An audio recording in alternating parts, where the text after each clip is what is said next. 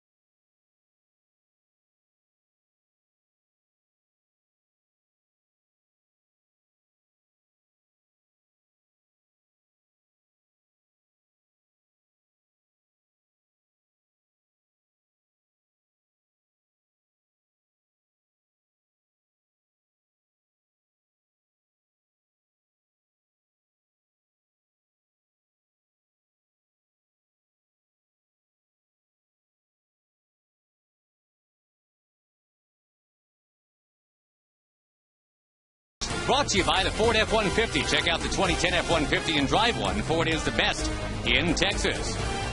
By Progressive. For a money-saving car insurance quote, call 1-800-PROGRESSIVE. By Jack in the Box. Right now, choose any 3 for only $3 plus tax. And by Southwest Airlines. Go to southwest.com, grab your bag. It's on.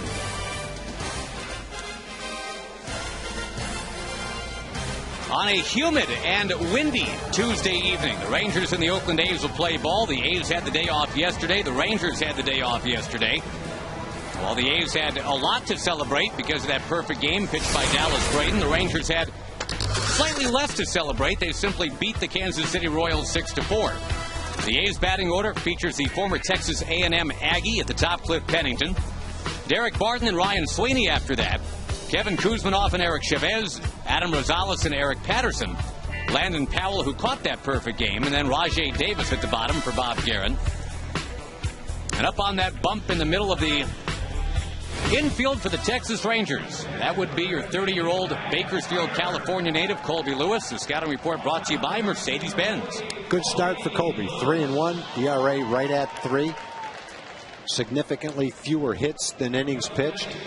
More strikeouts than innings pitched. In fact, he's tied for 6 with 44 strikeouts. He's got the 5th best opponent's batting average, 199.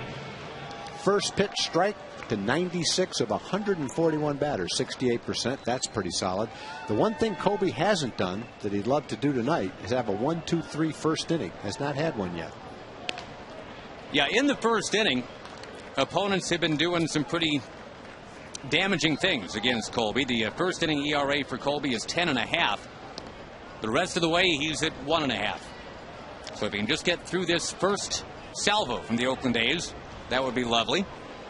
And our Geico quote from Colby Lewis. Yeah, I think early in that game, that's probably right. And he did fall behind quickly. The Rangers never did get going against Trevor Cahill. Lost that game 4-1. Happily, Colby did not actually kick himself afterwards, and he is completely healthy tonight. The Rangers have won 4 straight games, 8 out of 10, 10 out of 13. That is why they sit in first in the AL West. The A's have won 4 of 5, and they are second.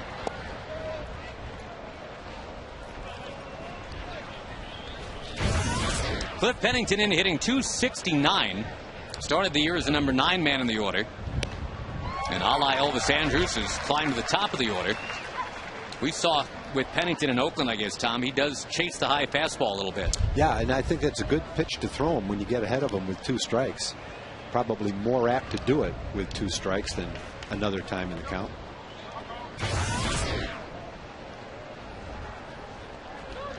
Colby used to pitch for these Oakland A's in 2007. It did not go well. It's part of why he found himself in Japan in 2008 and 2009. He added that cut fastball while over in Japan, and that pitch obviously has turned his career around. Say the same for Scott Feldman last season. Charging is Hamilton. He's got it. Now, one thing Elvis Andrus has done so well this year, if he's leading off a game and has a 3-1 count, he's pretty much going to take it and try to work a walk. Pennington, there's nothing wrong with it. He swung 3-1 and made an out. The Rangers have Hamilton, Bourbon, and Murphy in the outfield. Again, Nelly Cruz is due back Friday now for the Rangers. Young, Andrews, Kinsler, and Smoke. And Lewis works to the underrated Matt Trainer. The Rangers are 13-5 in the games that Trainer has started.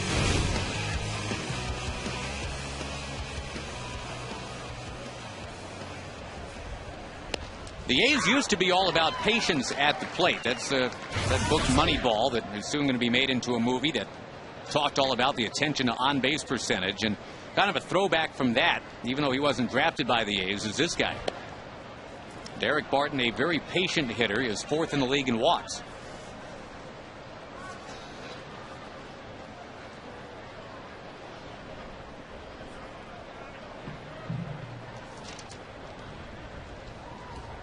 Recently, all that Moneyball talk, all the discussion about high on-base percentage for the A's doesn't really translate statistically. Last 5 seasons, the A's have averaged being 10th in the league in on-base percentage. Bob Guerin's got a very young team still. Another interesting stat on Colby. 20% of the time he's had swings and misses. That's the 3rd highest in the American League. He's had several of them already tonight.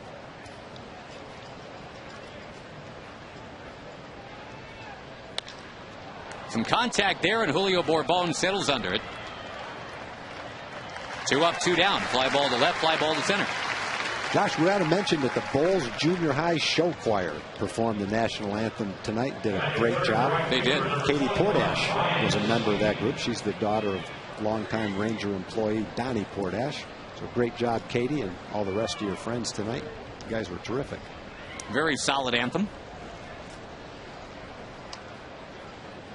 In that it did not last 4 minutes.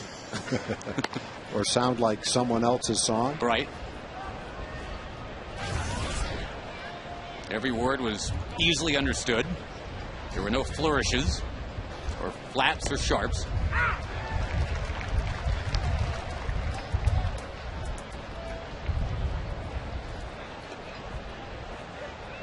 Ball and a strike to Ryan Sweeney. And finally a ground ball. And finally a 1-2-3 inning. That'll work for Colby Lewis. Again, his roughest patches have been that opening inning. Elvis Andrews coming in to hit against Trevor Cahill next.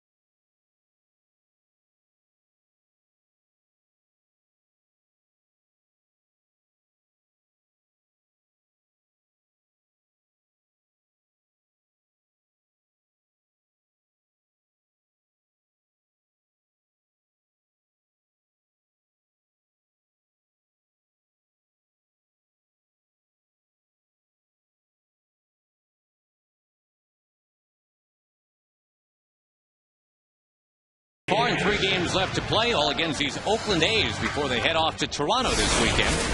Rangers starting lineup looks like this tonight, brought to you by Southwest Airlines. Elvis Andrews flirting with that 300 batting average at the top.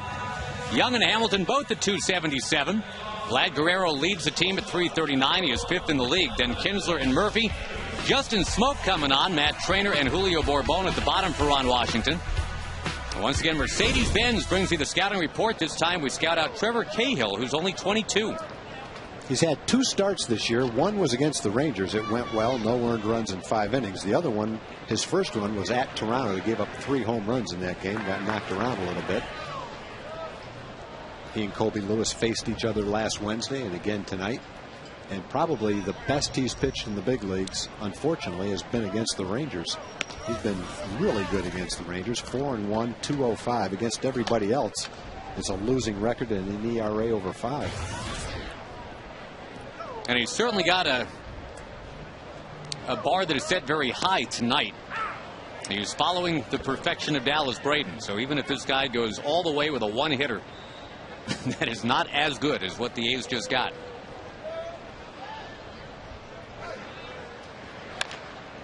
Tapped over to third. And actually going back to the A's game on Saturday, you can say that's 32 straight batters that A's pitching has now retired.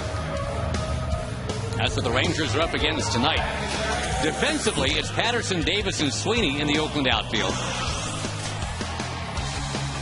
Kevin Kuzminoff will actually play third tonight instead of Chavez. Chavez is DHing. Pennington and Rosales and Barton completed. And Cahill again with the Landon Powell as his battery mate.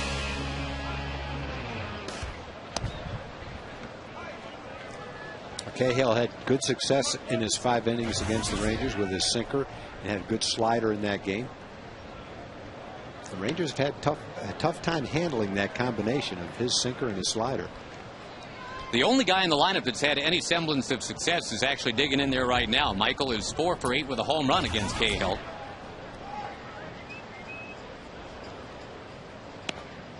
Cahill began the season on the disabled list.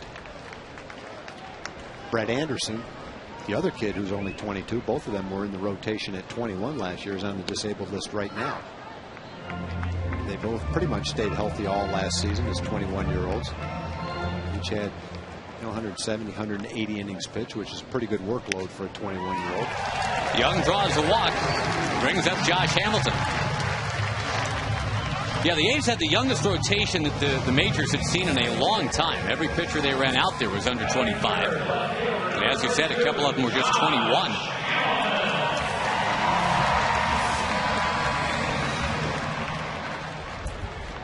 They have gone young with a purpose. Basically, they can't afford to bring in a lot of high-priced free agents. A lot of people were surprised when they did win the bidding on Ben Sheets. We will see Ben Sheets in this series, matter of fact, Thursday afternoon.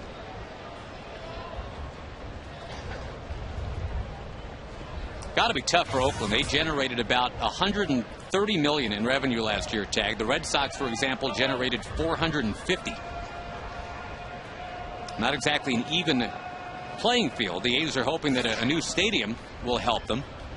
The Red Sox and the Yankees probably have TV revenue that's more than the gross revenue of the A's, let alone other things.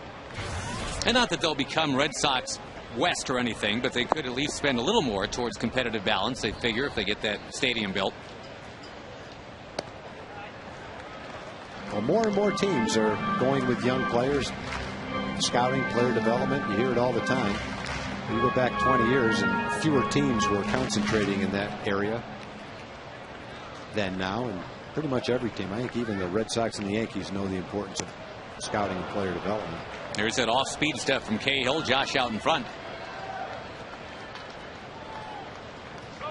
The Rangers have such a nice mix of that. I mean, they're still developing with youngsters, and some of them have arrived already, like Smoke and Andrews. And some are still on the farm, still ripening a bit. And the Rangers plug in with veterans where they need to. Vlad Guerrero is a perfect example. You need some right-handed protection for Josh Hamilton. The Rangers have several high draft picks in the coming draft in June, too, so they're going to be able to add to that. And they're always active worldwide in scouting.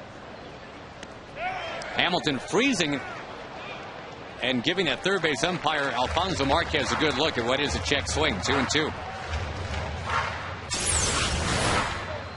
I think you're right, Tom. I think the teams that are most successful for the long haul, it's a balance. You've got your youngsters coming up that you develop, and you spend a little bit where you have to with the veterans. Vlad Guerrero is making $5.5 million this year. The Mets are giving Jason Bay $16 million. And Jason Bay is hitting .248 with 1 home run. Vladdy's hitting .340 with 6 home runs. Of course, there's a lot of baseball still to play, and Jason Bay is the younger player. But the Rangers really liking what they're getting out of Vlad.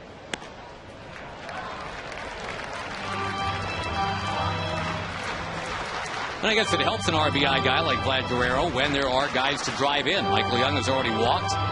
Hamilton steers the count to 3-2. Young goes with a good jump, and Hamilton grounds it slowly to first. There will be an RBI opportunity for Mr. Guerrero. Young now at second base with 2 down.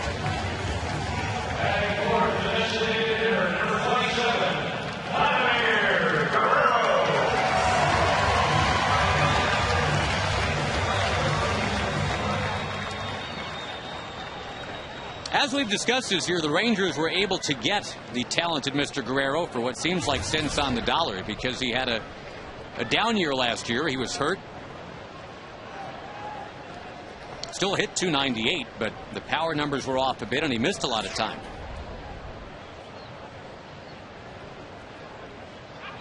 That's a balk. Michael Young will go to third base. Second base umpire Bob Davidson, who back in the day was known as balking at Bob Davidson. He used to call balks all the time. That doesn't necessarily happen anymore, but Kind of a flashback to Buck and Bob Davidson right there. And you can see what he did. He started his stretch and stopped and started again. You can't do that. But if you're going to balk in a game, I guess with 2 outs and a man on second is probably as safe a spot to balk as any. You're not moving someone into scoring position. He's already in scoring position, and a run doesn't score, so you still have a chance to pitch out of it if you can get the next hitter. For Vladdy, 13 of those 26 runs batted in just in the last week.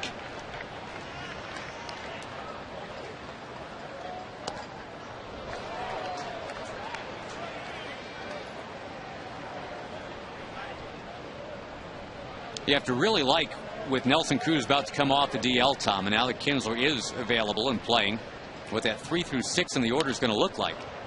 The power potential the Rangers will have with Hamilton, Guerrero, Kinsler, and Cruz. It'll just be nice to get the regular starting lineup back out there. And the hotter David Murphy stays, the more playing time he's going to earn.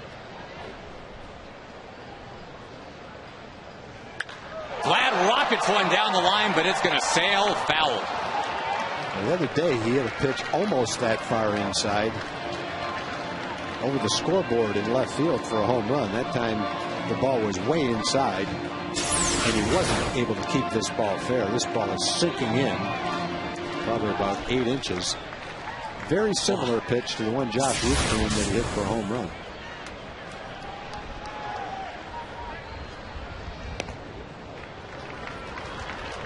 Cahill getting close to a 20-pitch first inning.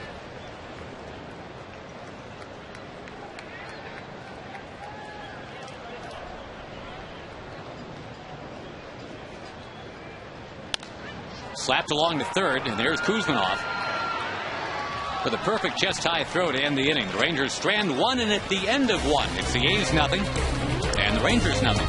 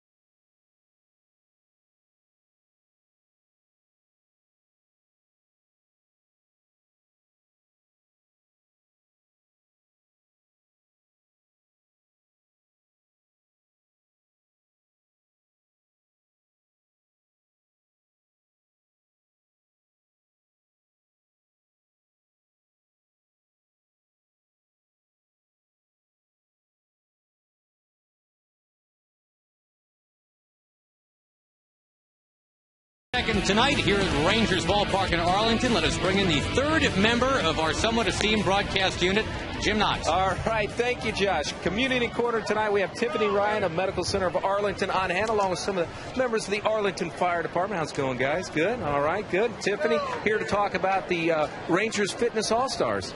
Thank you, Jim.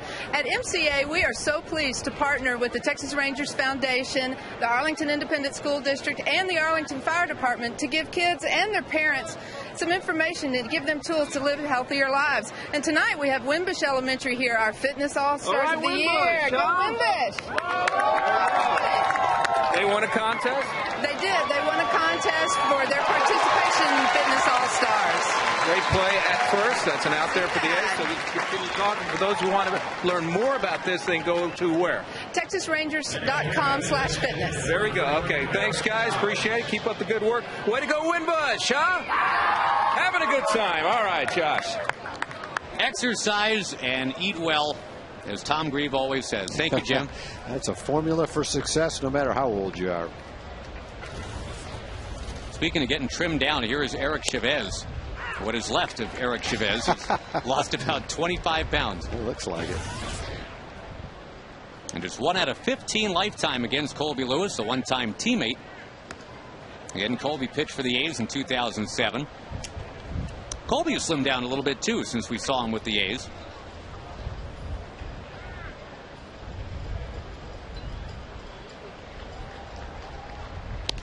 Big rip from Chavez. He didn't get it.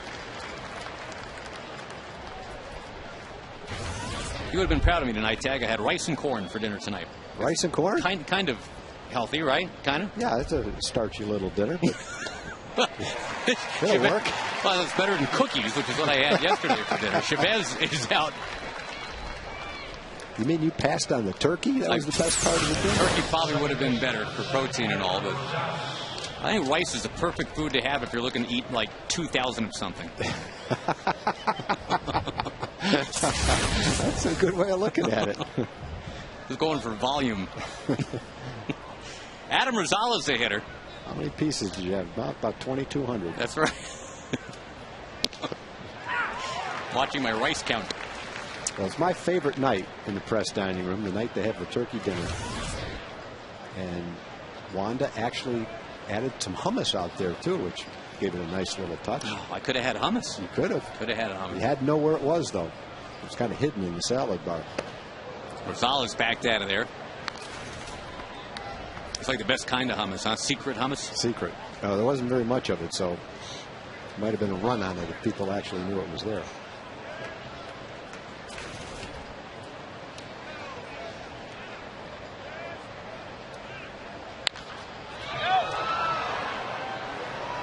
Popped into the crowd by Rosales, who's getting all kinds of playing time since Mark Ellis is on the DL.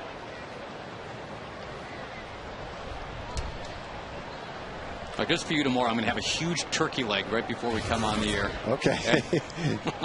I think you can get those out here at the concession stand. I know, they're fantastic.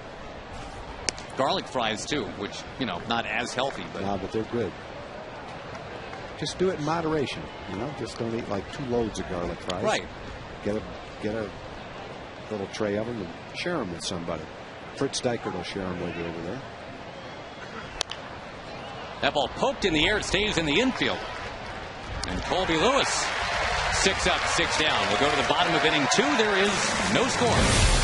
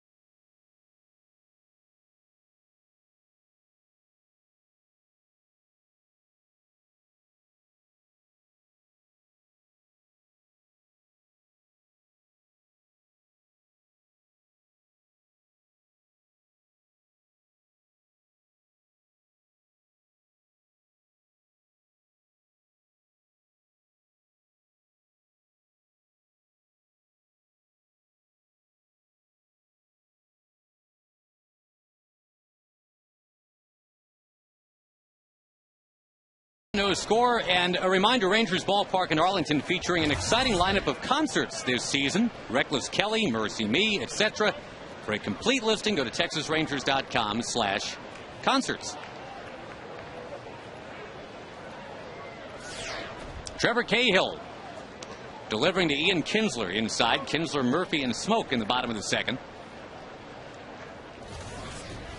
And the Rangers, since April the 22nd, have the best record in baseball. They are 13-5.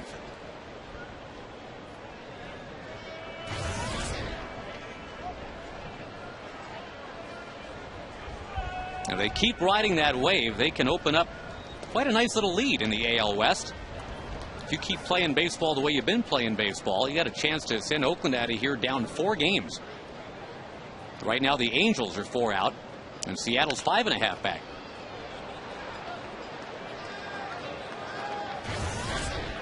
The Angels did win late last night, improving to 15-19. They needed extra innings to beat Tampa Bay.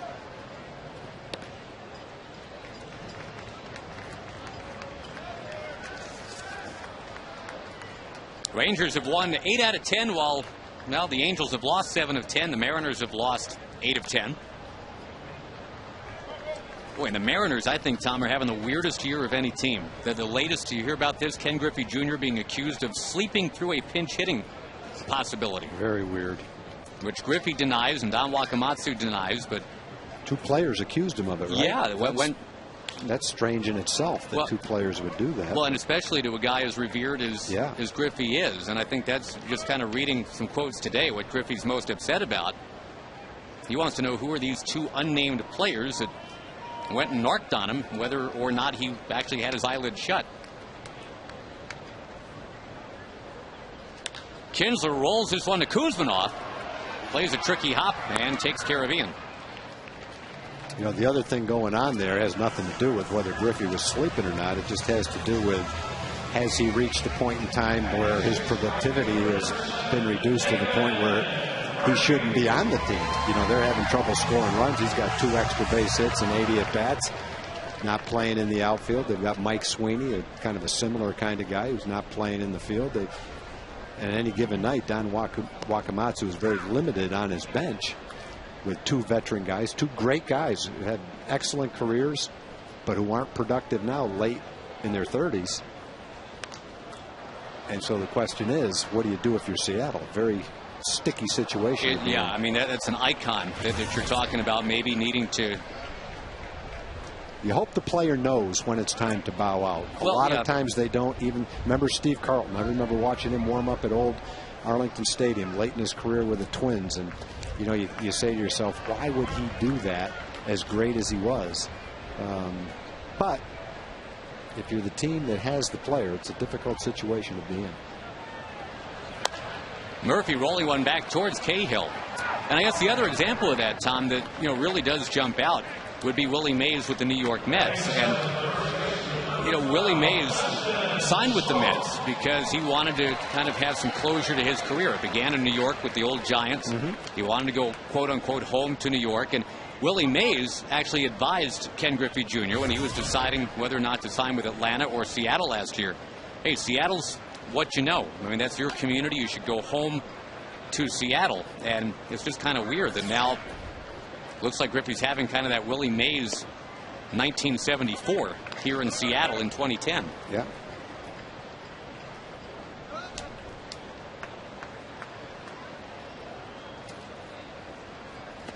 Rip and a miss by Justin Smoke. Well, the key with Cahill is pretty obvious. You have to make him throw strikes. His ball moves a lot. He's got a slider, a changeup, and a sinker that really comes in on the right-hand hitter. So it's difficult to lay off of pitches out of the strike zone because of how much movement they have. But if you can do that, you can get his pitch count up there pretty high, because a lot of the pitches that hitters will swing at against him really aren't strikes.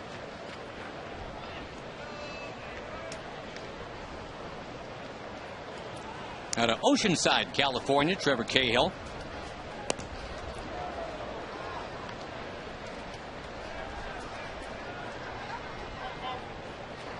And Justin Smoke from down South Carolina way went to the University of South Carolina. So did the guy squatting right near him, Landon Powell, the Oakland catcher. He's a South Carolina Gamecock, too. They did not play together. They missed each other by a year.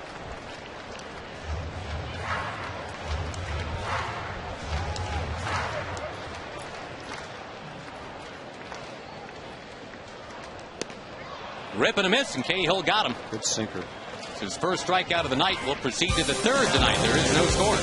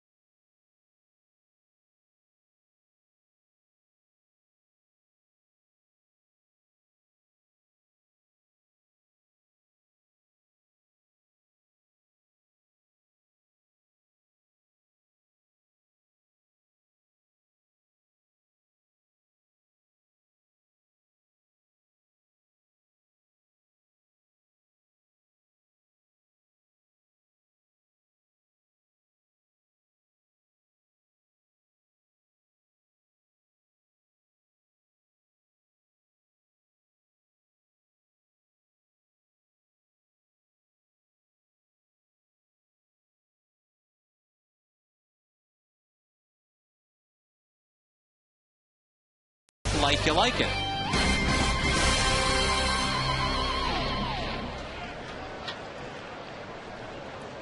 Colby Lewis, 30 years old, and a much different pitcher than when he pitched for both these Oakland A's in 2007 and the Texas Rangers in the middle part of last decade. Kind of reinventing himself over in Japan with the Hiroshima Carp. And it's Bobby Valentine, the former Rangers manager and manager over in Japan the time that Colby was there, said, I think very well, if you can throw strikes in Japan, you can throw strikes back in the States. And Colby was told of those comments by Bobby V and said, I couldn't agree more. I hope I just keep throwing strikes now that I'm back home.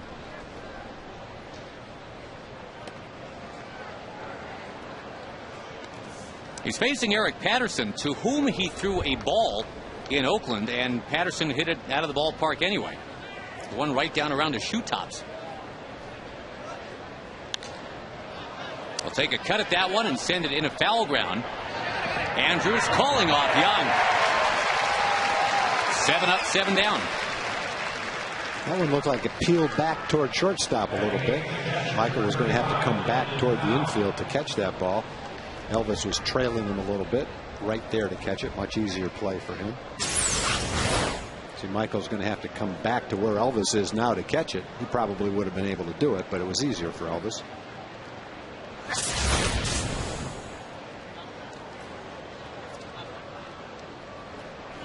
Landon Powell playing in place of the injured Kurt Suzuki. And because of that, got a chance to catch that perfect game the other day. He's on a very short list now. Only 19 perfect games have ever been thrown in the majors, including the World Series perfecto by Don Larson.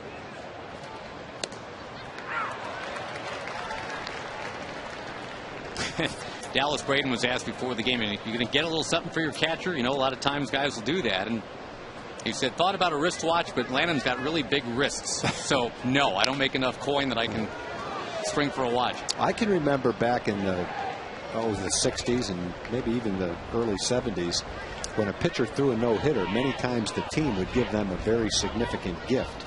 Maybe a check for $5,000, maybe a nice watch, something like that.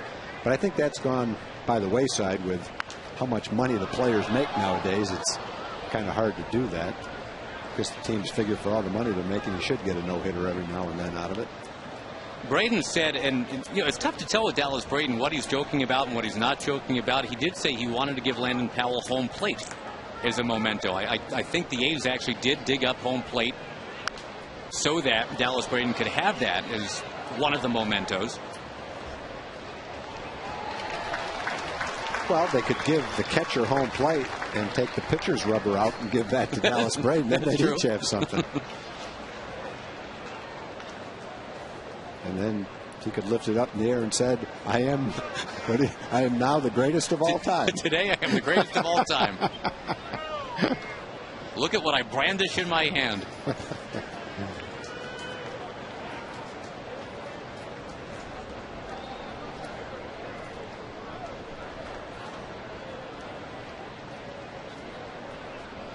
Lewis with the sign that he wants from Matt Trainer. Strikes out Landon Powell. Good breaking ball right there.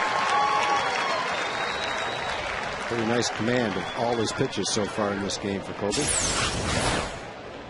Kind of freezes him with his breaking ball. Nicely done by Matt, who, by the way, has his wife at the game. She just flew in from Beijing. I know, and boy, her arm's tired. She was at that volleyball event in China. I have it on good authority. She finished 4th out there, and her comeback is underway. There will be a book out very soon about Misty May Trainer, in which I'm sure Matt is featured. That is out next month. Rajay Davis to short. Elvis Andrus has got it. Beautiful start for Colby Lewis tonight. We go to the bottom of inning 3. No score.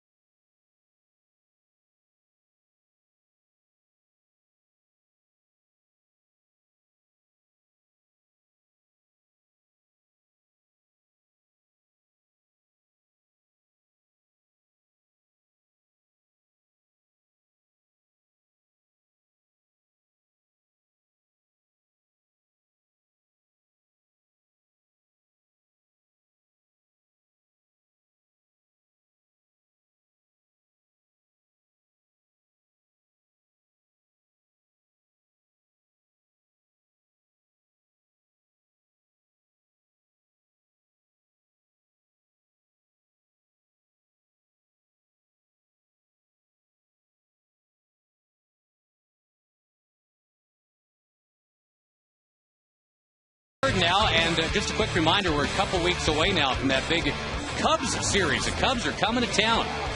Friday night, there's a post-game fireworks show. That's May the 21st, set to today's hit music. Saturday's game's at 6:05. There's a Wade Bowen post-game concert presented by Budweiser. And here's a new giveaway, Tom. Sunday, the 23rd, first 8,500 fans, 13 and under, get a Rangers pillowcase. Pillow not included. That's May 21st through 23rd. 972 Rangers to get your tickets. And the Cubs, very interesting team with a lot of former Rangers on it. Trainer dribbling one up near third. Kuzman off again. Safe as Barton comes off the bag. Matt Trainer is about to bulldoze in there. There comes Bob Guerin to argue the call at first by Tim Cheetah. That's the third soft grounder to third base so far in the game. Barton did whatever he could. And now Tim Cheetah is going to get some help. And were they going to reverse this? They are. That's the second time we've seen this on this homestand, where an umpire just gets a little bit of help from one of the other umpires, and a call is completely reversed. Bob Guerin's sprint out there apparently had some merit. And that'll save Kuzmanov from making what would have been his 4th error in the last 10 games. Actually, that error probably should have been on Barton for coming off the bag. Yeah, I think what they call trainer for is being on the left side of the foul line, inside the bag, and interfering with the first baseman on the play. Looks like he got tagged anyway. And that could have been the other possibility, that he was tagged. The first base umpire didn't see it, asked for help, and said yes, he was tagged. I'm not sure which one it was. Bourbon sending one in the air to left. Still only one base runner in this game. It's been Michael Young with a walk. We go to Jim Knox. All right, thanks, Josh. Hey, we got a big group at the Dallas Children's Theater on hand tonight, having a nice time. This is David Lugo. Plus, they got a big show going on over the Dallas Children's Theater. It is the story of Jackie Robinson, MVP. That's right, Jim. It's called MVP. It is a story of Jackie Robinson. It's the end of the national tour that we're ending in the next couple of weeks. It runs till May the 23rd. So we got a couple of weekends for everybody to come out. www.dct.org is the website. Right. Get your tickets from there. All the info's right there. Next show is when? It's going to be the next public show is going to be Saturday. All right, put Josh and Tom down for it. Josh, all right? Tom, and you put me in the balcony. Okay? You've got it. That's where they put you here. Yeah, so. you're exactly right. Thanks, David. You guys enjoy the game. Thank you for coming out. Appreciate it. Thank you, Jim, and welcome everybody. Appreciate it. A lot of nachos in that group, eating that and drinking the beverages, and saw some hot dogs in there. It's I think they're going to be just fine tonight. That one inside to Elvis Andrews. I think I saw a frozen lemonade in there too. Sounds pretty good tonight.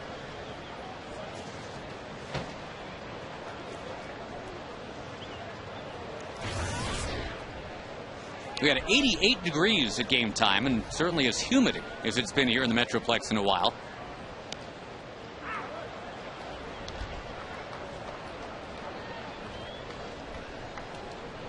The heat and humidity should not be an issue this weekend, Mr. Grieve, as the Rangers head to Toronto. No, and if it is, we're in a dome. Oh, yeah, that's right. So we'll be safe. I just saw. I heard it's chilly in Toronto right now, but that won't probably affect us very much. I saw it was 11 today, Celsius. So what is that, 52? 9/5 C plus 32. Or double it and add 30. Almost double it. That's right. That's not quite right. It's not exact, but it's just easier. The higher the number, you might have to take a degree off just to even things up. Do you remember from either math class or just me wearing you out, one of the two? There's one number where it's exactly the same, Fahrenheit and Celsius. I'll have to think about that. Really? I've never thought of that. That'll be our trivia question tonight. I bet you got an answer on your email right now. Yes, for some I do. math. I'm sure I do. There's another walk. Second one collected by the Rangers tonight. Elvis Andrews with 13 stolen bases. One of the top totals in the majors right now. We'll see if in a scoreless game the Rangers want to get him moving. Well, Elvis has shown a great inclination to run when he gets on first base. There's no doubt about that. And this is a situation where you'd want to run. I'm sure the A's will do whatever they can to hold him there, maybe pitch out. And a couple outs, nobody on. Low-scoring game early in the game. Get a man in scoring position for Michael to drive in. If you get thrown out, Michael leads off the next inning. Cahill has a relatively quick move to the plate. No high leg kick, not a lot of wasted motion. And so Elvis is not going to be able to get a huge jump on the pitcher anyway.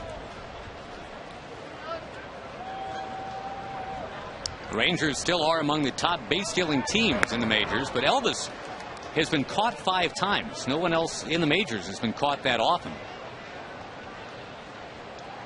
Bringing the success ratio down a bit for the Rangers, but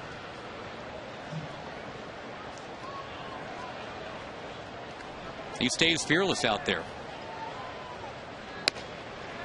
The throw down. Back in time.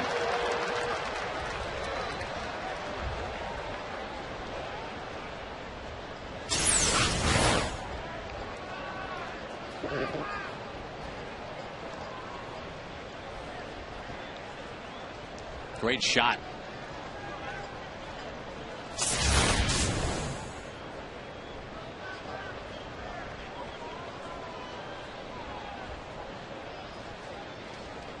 Scooped, and there goes Elvis Andrus. A throw.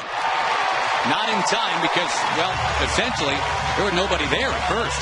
Rosales had to scamper over to cover. It'll be interesting to see how they score that. Elvis was not running with the pitch. It was after it was scooped by Powell.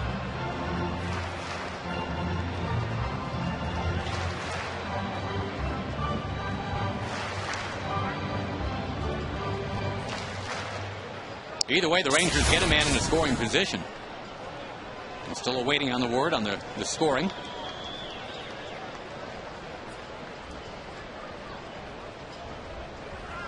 Your answer is somewhere around minus 17 or minus 18 degrees. You've been working on that for like 9 pitches. No, I just happened to think of it. In order to come out even, it's got to balance out, so it's got to be in negative territory. You've got the right idea. I'll put you out of your misery. It's negative 40. Negative 40, yeah. Okay. I didn't have time to really start writing numbers down. I was just guessing. I'm just impressed that you were doing the work at all. It's like extra credit. Happened? Oh, Elvis is on set. Elvis is on second now, huh? You missed that part? I wasn't watching that part. Yeah, there was either a wild pitch or a stolen base. All right. Stolen base, we're told. Number 14 for Elvis.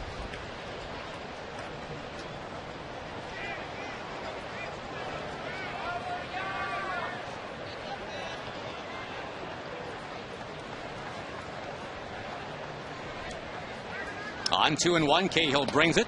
3-1, and Hamilton looms on deck.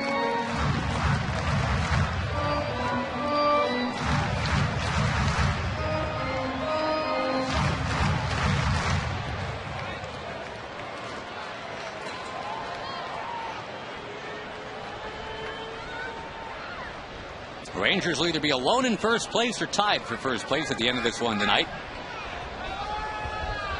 Ron Washington will be either one game over or one game under 500 in his managerial career after tonight.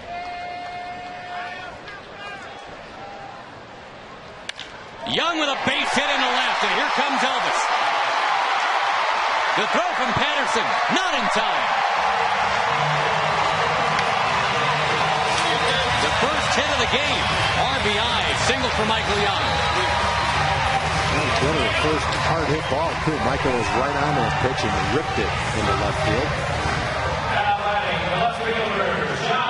No problem for Elvis scoring with 2 outs. As soon as that ball's hit, he's taken off. The fastball right on the inside corner, it looked like. Got the ball to be hit on the ground, but it was hit sharply.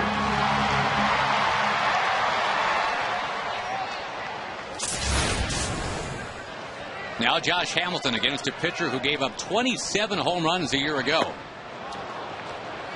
And Josh has seen a steady diet of off-speed stuff. Swung and missed a couple times and grounded out in that first at bat.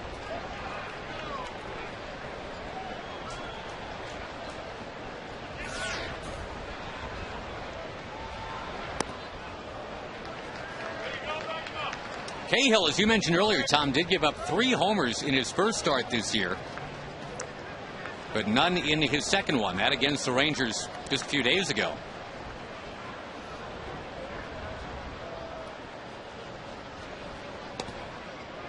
Staying away from Josh, 2-1.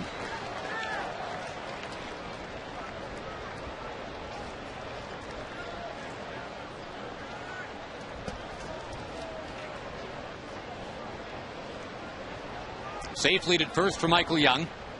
And Hamilton powers one to left. Patterson drifting back, and he's got it. The Rangers settle for the 1 run on the 1 hit. They leave 1. And we will play the 4th inning here at the ballpark. Colby Lewis back to work.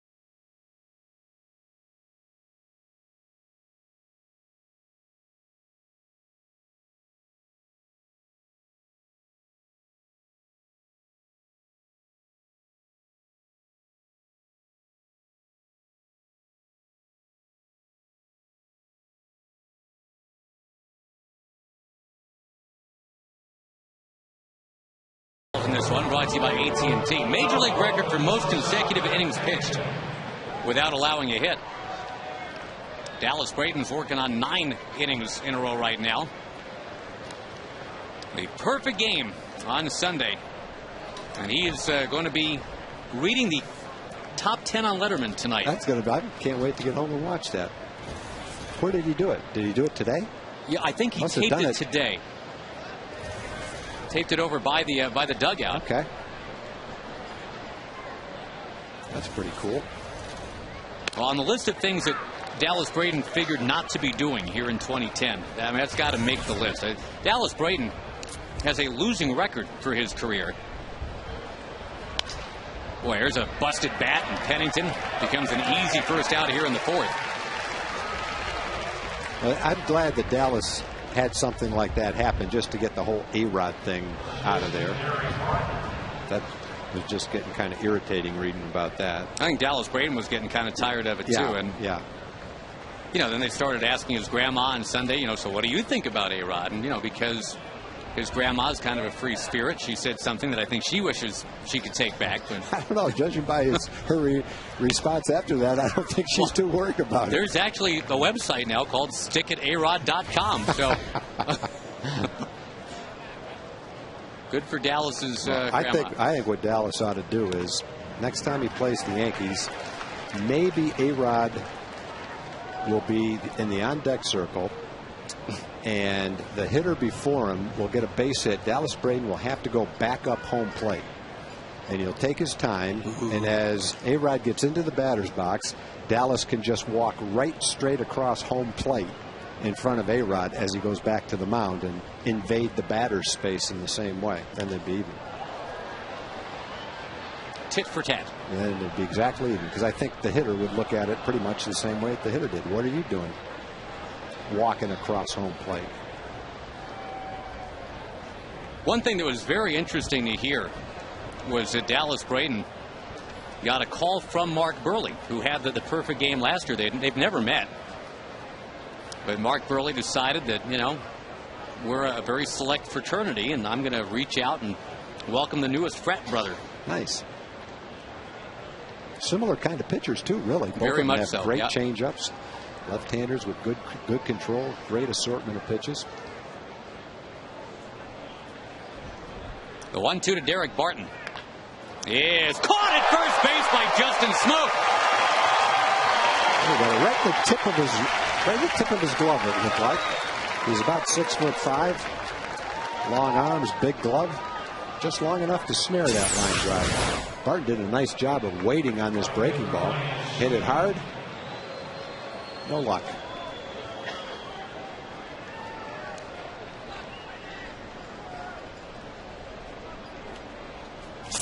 That brings up Ryan Sweeney. Softly in there for a strike from Colby. Colby's really had good command of his curveball. He throws a curveball. That was a curveball, 77 miles an hour. Then he'll throw a couple of different kinds of sliders. A little bit harder. One will go down, one will go more from right to left across. So between those 3 pitches, it gives the hitter a different look at 3 similar kind of breaking balls, but different speeds that break a little bit differently.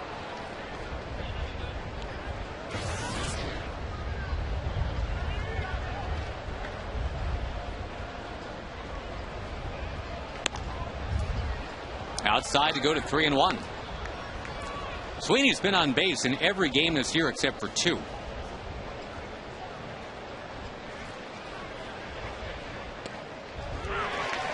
Colby Lewis right back. 3 balls, 2 strikes. Sweeney only has 1 home run. It came against the Rangers. Down he goes. Fastball, a little bit outside, maybe. Nothing but 1, 2, 3 innings for Colby Lewis. It is 1-0. Bottom of the 4th coming.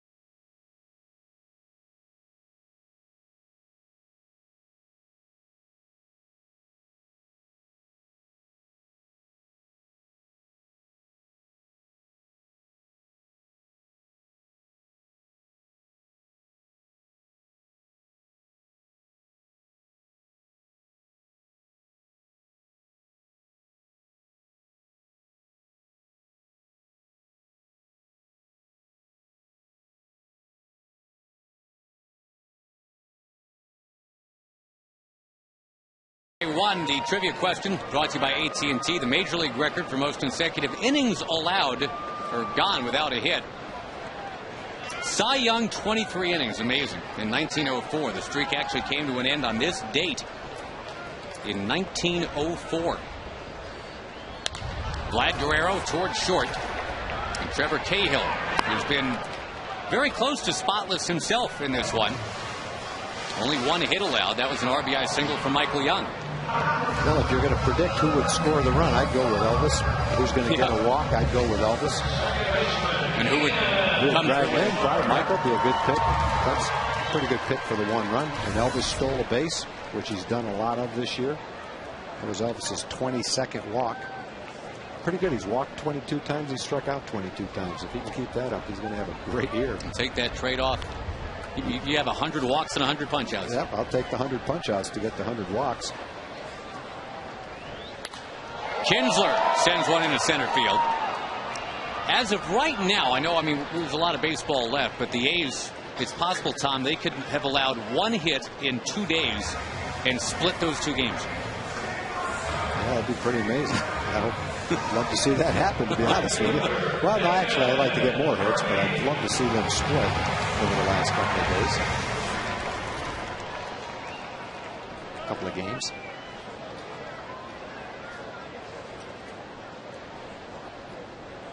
David Murphy, who bounced back to Trevor Cahill in the second inning. And David had a very strong series against Kansas City.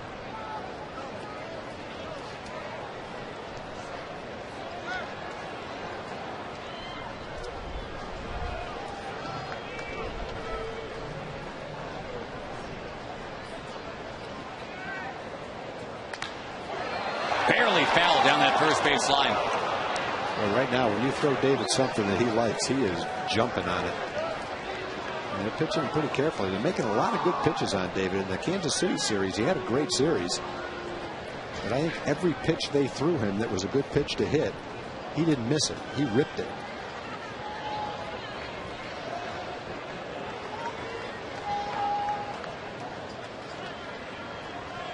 1-2 on its way outside.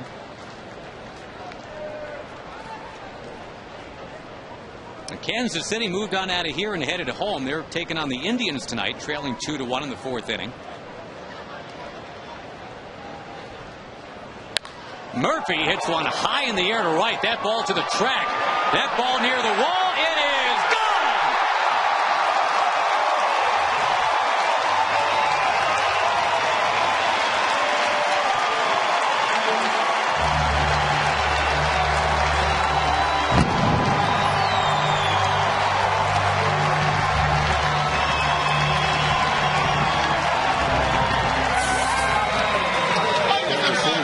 David away all day long, and here's probably the reason why. This is what he can do to a pitch that's on the inside part of the plate.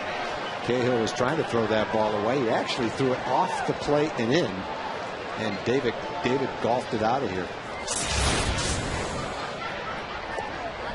Cahill gave up 27 home runs last year. That was the 6th most in the league. He gave up 3 home runs in his first start of this year to Toronto in 5 innings. Didn't give up a home run to the Rangers in their second start, though. For Murphy, his 2nd homer of the year, and again just making the most of his time while Nelson Cruz is out. Nelson expected back Friday.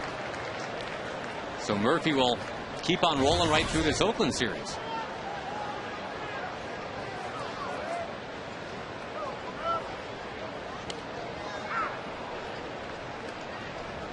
All right, so it will not be a one-hitter for the Oakland A's tonight. You got your wish. It's well, your point would still be pretty good if it's 2 hits, so yeah. You're not that far off track with your thought process. Smoke will ground one foul.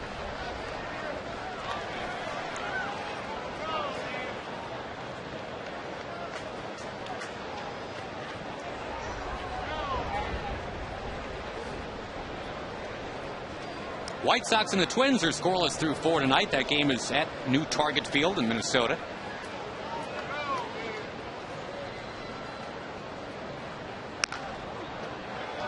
Another shutout going right now. The Red Sox over Toronto 6-0 in the 6th inning. That's Daisuke Matsuzaka with a 2-hitter so far. He has struck out 7. That'd be a shot in the arm for the Red Sox if he could come back and be a solid pitcher for him. The pitching has really struggled this year. Josh Beckett in particular has got the worst ERA in the league, and now he's got a sore back. Back to the mound. And Cahill, the underhand toss to end the inning, but a David Murphy home run has the Rangers on top by 2.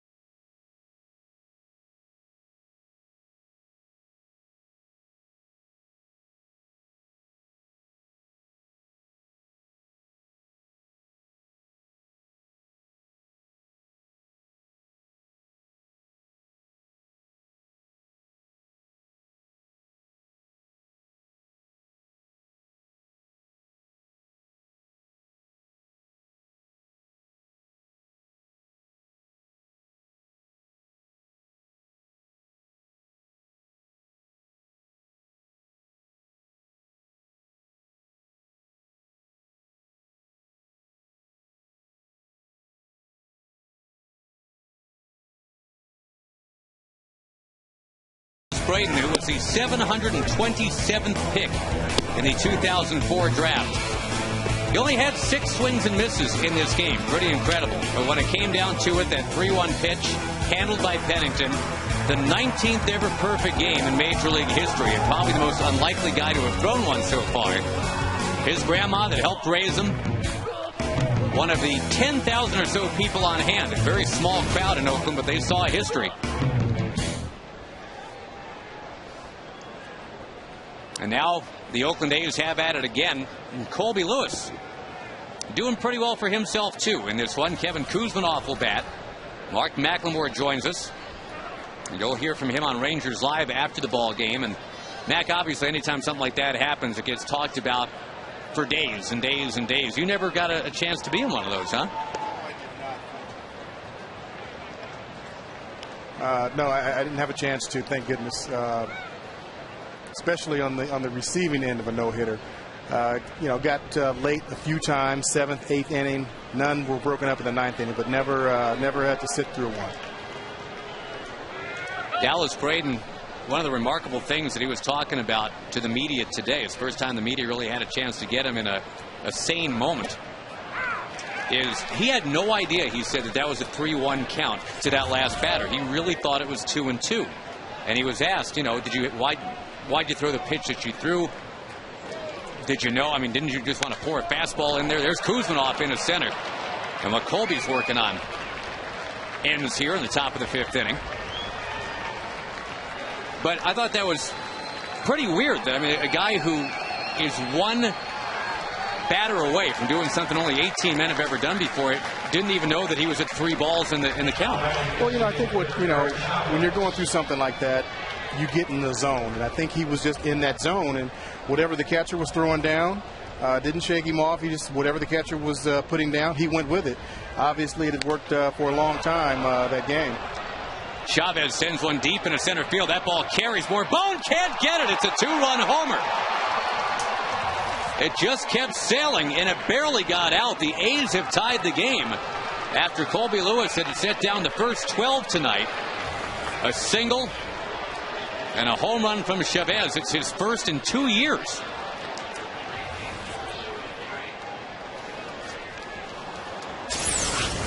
Of course, Chavez has been injured and hasn't had a chance to play a lot. That's got to feel amazing for him. It's been since June of '08, and it barely got out. That's got to be a great feeling for Chavez. I mean, this guy has gone through a lot with injuries over the last several years, not just the last couple, but the last several years. And I was talking to him earlier today before the game, and he said, you know, he's just got to start hitting home runs. And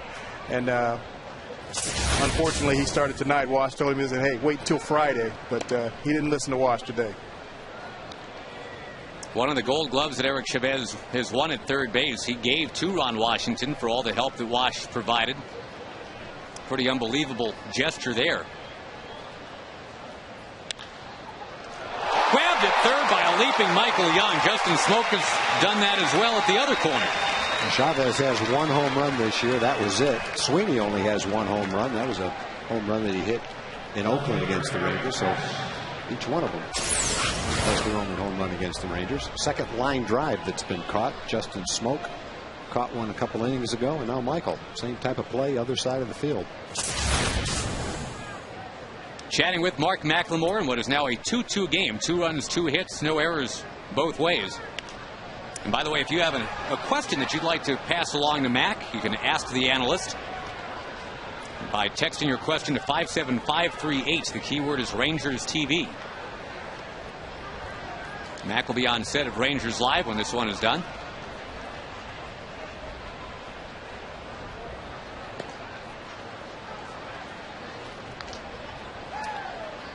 The one thing about Colby Lewis, gentlemen, so far in this game, he's got, you know, a handful of strikeouts. He's got 3 of them. But there's been plenty of contact, and that ball misplayed by Elvis Andrus. You could see that coming, Matt, couldn't you? Yeah, you don't like those. When a guy hits it to the opposite way, there's some spin on that ball, and you just know that it's going to hit the ground and kick somewhere. But hopefully, you're just hoping against hope that it's going to go into your glove. So that's a much tougher play than it actually looks like right there. That ball's got a lot of spin, a lot of English on it. So when it hit, it kicked to the right, and there wasn't really a whole lot Elvis could do about it. There really wasn't. I mean, you don't have time to charge it. You can't lay back. You're kind of at the mercy of the spin on the ball, aren't you? You really are. It's a lot more difficult than it looked trying to handle that play. I hated those, and I really hated squibbers off the end of the bat coming at me, because that thing would really stick to your glove, and I had a couple shoot out of my glove. So. Well, and they're actually going to score that one a base hit. It's like they're listening to you talk about how tough it is. It's extremely difficult. It looks like a play that anybody can make, but there's a lot of English on that ball. I mean, Colby Lewis got in on Patterson's hand, and he put some pretty good spin on it. And that was a play with Patterson running. Even if he was able to lay back and catch it, he was still going to have a hard time throwing Patterson out. He can really run.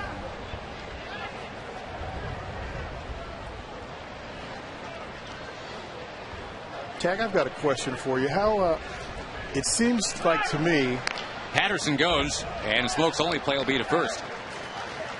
That this year it seems to be a lot of close no-hitters. I mean, you've got a lot of games going into the 6th and the 7th inning with guys throwing no-hitters. Why is that? I don't know. I didn't know if you noticed that or not. I mean, and maybe it's just me. I don't know. But every other day it seems like, hey, we've got a possible no-hitter going in Baltimore or anywhere. A guy getting into the 6th and 7th inning and not giving up any hits. Yeah, I don't know what that is. Other than the old baseball answer that things kind of go haphazardly in cycles, and sometimes there is. People like to know what the reason is. Sometimes all you can say is that's baseball. That's baseball. That's it. Well, Dave Steve would be first in line to talk to you guys about that. He lost 3 no-hitters with 2 out in the 9th, including 2 perfect games. You come that close and don't get it. Colby Lewis came into the 5th inning with perfection, but now it's a 2-2 score. And Mark McLemore, thank you, buddy. Talk to you after the game. All righty. See you, pal. You got it. All right, Rangers have their turn up when we come back.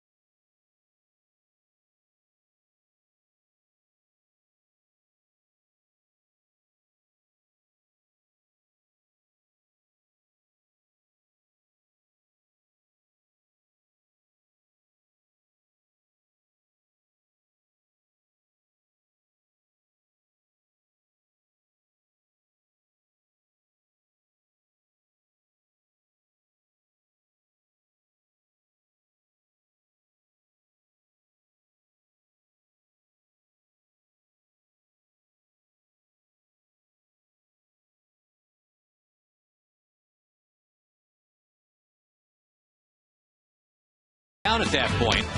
Not until the 5th, when he got behind Kevin Kuzminoff, did he allow a hit. Then Eric Chavez with a homer to tie this game. But Colby, a lot of good work. Solutions tailored to fit your needs. That's banking built for you only from BBVA Compass. Matt Trainer fouls one. We're underway in the bottom of the 5th. And a trade out of bats for Matt Trainer.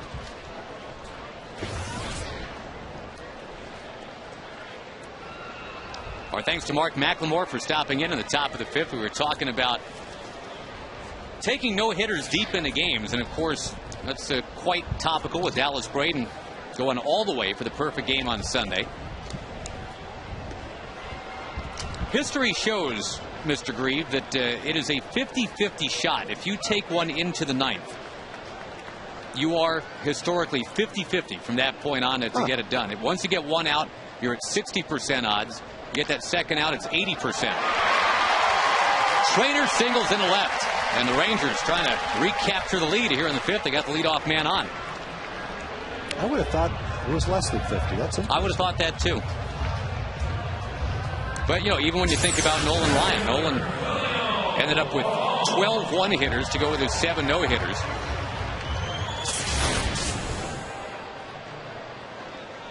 The all-timer, and this is something that never gets recalled, never gets talked about, but remember Horace Clarke with the Yankees? Sure. In 1970, as Borbon is going to push a bunt, and it just stops. That's beautiful. Wow. 2 on, nobody out. What a bunt. That ball was deadened like a chip shot right there. Wow.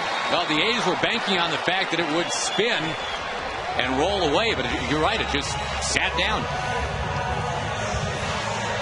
And now the Rangers can be thinking about bunting with Elvis. That's just a good example how even in a sacrifice situation, if you lay down a perfect bunt and you can run, you still got a chance to beat it out. He just never fell off that ledge. Nope, that nice thick grass that the Rangers have, I think, helped keep that from spinning foul. In the middle of the summertime, if it's a little harder, the spin might have taken that ball foul. I'll wait just a minute on Horace Clarke here, all due respect. I'm going to see what happens here with Elvis, who's bunting. And he steps into it. That's simply strike one. Anyway, there was a stretch, Tom, in a month in 1970. In 1 month, that a Horace Clarke spoiled 3 ninth-inning no-hitters. Wow. In a month. That's pretty amazing. That is amazing. I would have to say a huge percentage of the players don't get a chance to hit in the 9th inning of a no-hitter 3 times in their career. Right. Let alone in a month. Also says the Yankees that year were down to be getting no-hitter so often. Bunt up near third, foul. That's unusual for Elvis to miss 2 bunt chances. Now sometimes you foul off 2, then you got to swing away, and then you take 2 and hit to right. Or you just park one.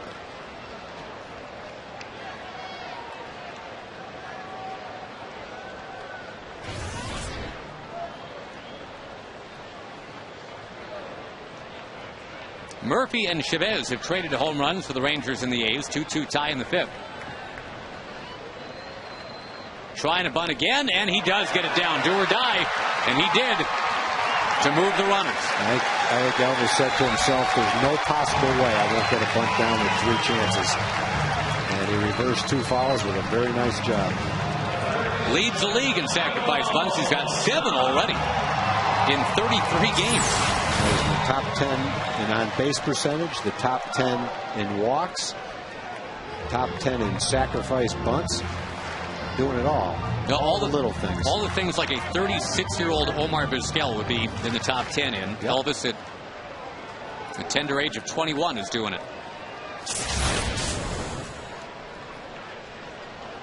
And Michael Young, I'm sure, is thinking thank you for this RBI opportunity. Chance to unlock a 2-2 tie.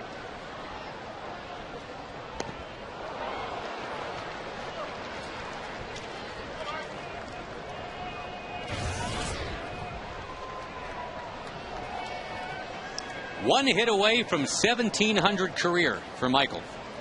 Every single one of them as a Texas Ranger.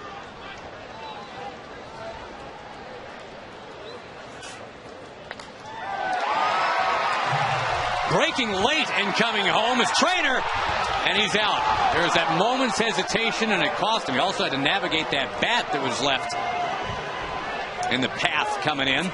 That's a tough play right there, because it's not necessarily an easy ground ball to determine, because it was a line drive. And so if you're Matt, you got to wait. You don't know if he's going to catch that ball in the air or not. He short hopped the ball. Very tough to get a good jump on that ball. There's not much he could do. If you take off and he catches it in the air, the inning's over. As it is right now, he's going to be out at first base anyway. And so if they stay on the bases where they were, and there's a man thrown out at first, Michael Young, there's men on second and third and 2 outs. As it is, there's men on first and third and 2 outs. Not a huge difference. But you had to play it safely, because he almost did catch it in the air. Tyson Ross has been warming in that Oakland bullpen. Pitch count in the mid-80s for Cahill. He's going to stay in the game to face Josh Hamilton. And Josh hit one near the warning track and left in the 3rd inning. And a bad break for Michael. Hit the ball hard, but right straight at the second baseman. Otherwise, he could have picked up a couple of runs.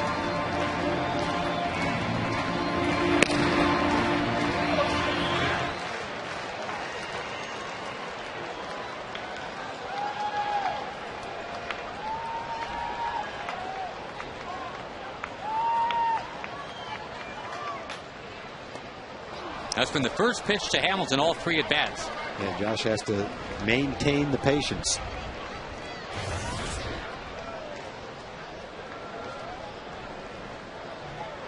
They're throwing him a lot of changeups.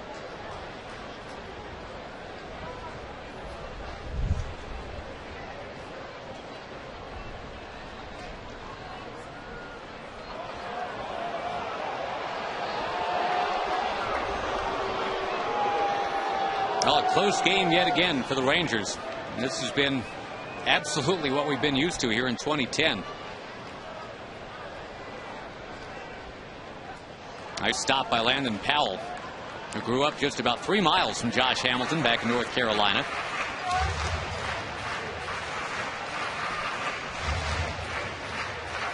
Every single game the Rangers have played the last 2 weeks and 2 days now have been decided by 3 runs or less. 14 straight games.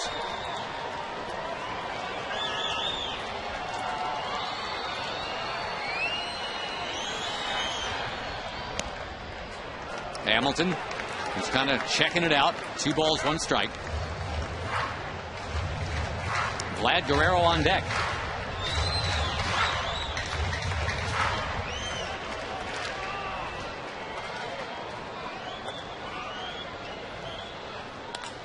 On the ground is short for Pennington. Rangers had a great chance to score. 2 on, nobody out. And the top of the order coming up. But we stay tied 2-2.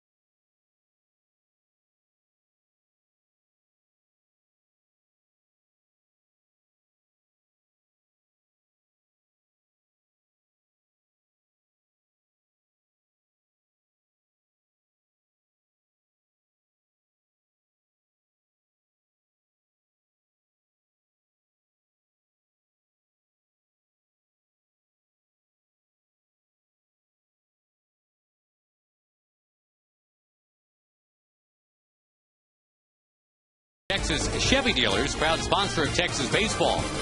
And by Fred Loya Insurance, where being local matters. Pretty picture right there, ballpark in Arlington. On what is now an 84-degree May evening. Rangers and A's will play again tomorrow night. It's $1 hot dog night. Hope you can make it out to the ballpark. Whoa, kettle corn. One of Tom Greaves' favorites. Tough to turn down kettle corn. Cliff Pennington batting for the Oakland A's, top of the order. Colby Lewis had his first stumble of the night last inning. 1, 2, 3 innings in the first, second, third, and fourth. But then 3 hits, 2 runs allowed in the fifth. And there's Pennington towards the line, and Hamilton's got it. Got crowded over there, but Josh stepped in front of everybody.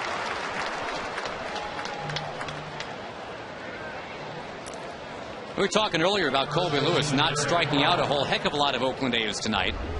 But on the Ford leaderboard, Colby continues to climb. He's now in a 3-way tie for second. Got a changeup artiste leading the league in James Shields. The Rangers will face Ricky Romero this weekend in Toronto. Rip and a miss by Barton.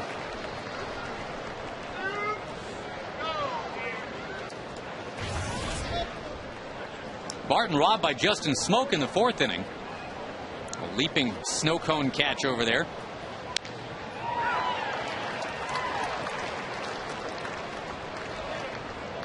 Well, back to pumping in strikes this inning. Colby was at 3 balls on a couple of batters in the fifth.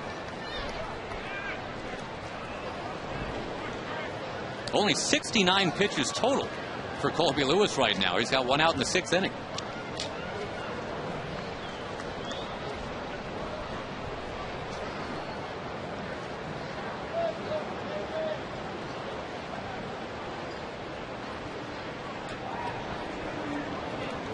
That one drifting outside, 2-2. Check some out-of-town scores for you in just a moment.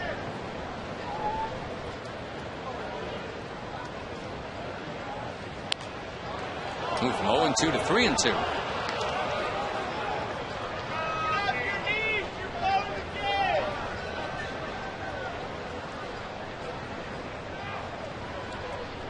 Barton, who is 4th in the league in walks right now. Sending this one to left. Hamilton back. And as he collects it, we go to Jim Knox. Okay, Josh, time for the Progressive Fan of the Week. It has to be the game, that is. It has to be Darby, because you came from where, Darby?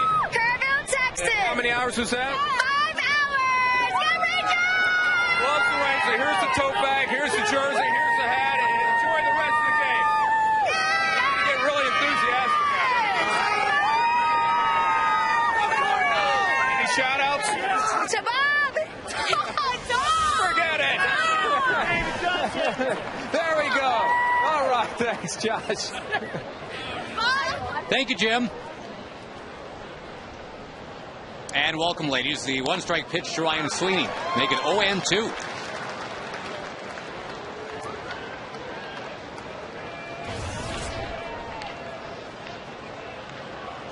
Sweeney struck out last time up, and this time to left field and down for a hit. Nice job by Sweeney. He took 2 fastballs and then hit a breaking ball down and away. Line shot to left field. He's been on base 29 out of 31 games this year. Guy that came over from the Chicago White Sox a couple of years ago. Now the former Cleveland Indian and San Diego Padre Kevin Kuzminoff. He will always remember this ballpark very fondly. Well, Kuzminoff, because in his first big league at bat, not only did he hit a home run, he hit a grand slam. That is a heck of a way to start your big league career, with a first inning grand slam. I'll say. The team he did it for, the Indians, leading the Royals tonight 4-1 in the fifth. The Royals in danger of losing 6 straight and dropping to 11-22.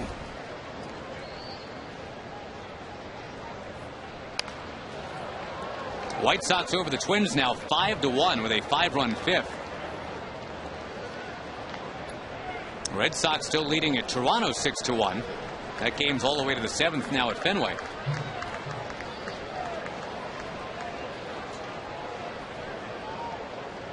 This one is 2 runs apiece, 4 hits apiece.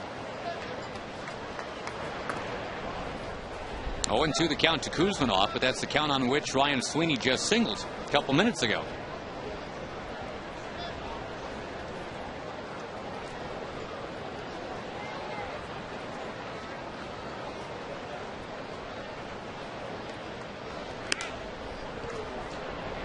Seattle's got a 5-1 lead in Baltimore tonight. Cliff Lee getting it done. Ryan Langerhans a home run. And the Orioles could be 9-24.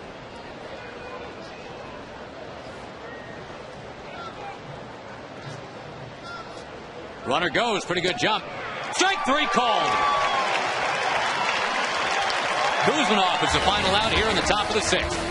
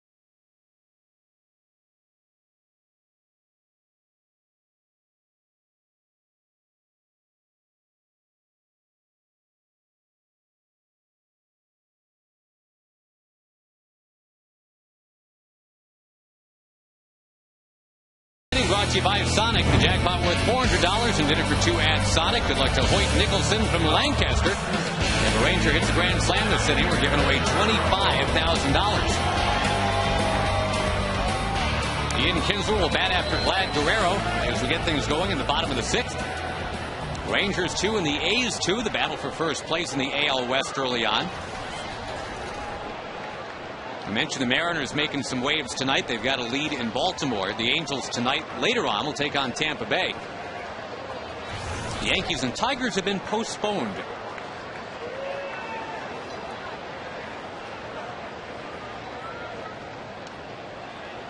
Vlad Guerrero takes and does some house cleaning. Goes down and gets the baseball for Landon Powell. Yeah, Vlad doesn't care. That ball rolls in the dirt. He doesn't care if they throw it out or not.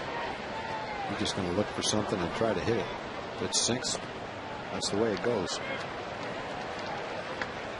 Most hitters, if the ball goes in the dirt, bounces in the dirt, they'll ask the umpire to change the ball. They don't want the scuff mark on the ball. That gives the pitcher a little bit of an advantage as far as making the ball sink.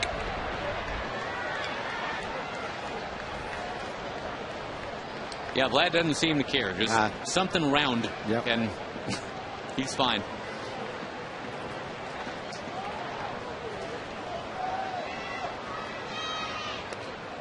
Big swing and a miss from Vlad. It one that tailed down and away.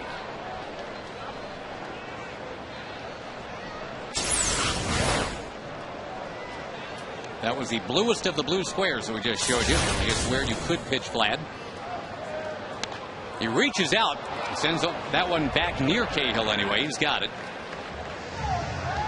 Ian Kinsler comes up next, and first we say hello to Emily Jones. Hey guys, here with your friendly 6th inning reminder to check out FoxSportsSouthwest.com. There you can find the Spurs reacting to the end of their season at the hands of the Phoenix Suns. Also, more on Dallas Braden's perfect game. And as someone who covered him at Texas Tech when he was in Lubbock, I know all the Red Raiders very proud. Nice to see him get to talk so freely today. Josh, I know you were listening. He's a good kid.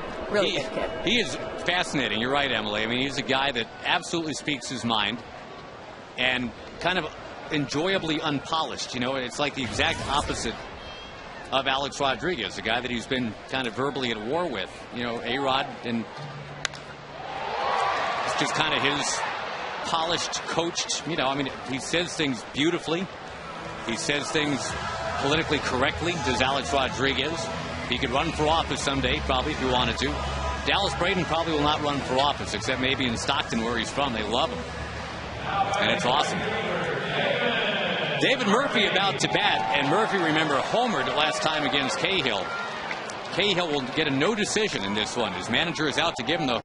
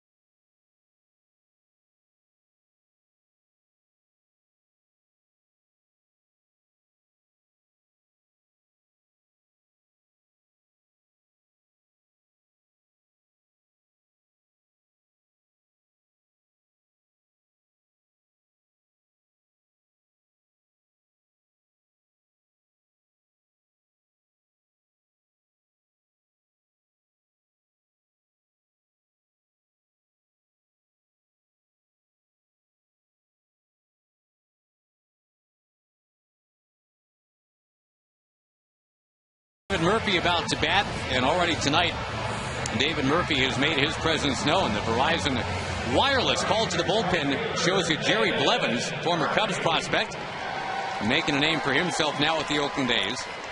One of the 2 home runs he's allowed this year was to the Rangers. That was Justin Smoke, who's moved out on deck. The Rangers' home run hitter tonight is at the plate currently. That would be Mr. Murphy. Coors Light, cold hard blast, winds it to the 4th.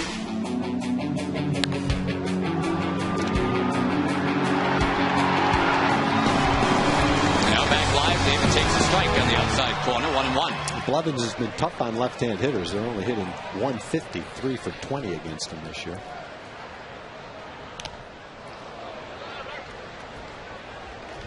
Very softly in there, and a foul tip to make it 1-2.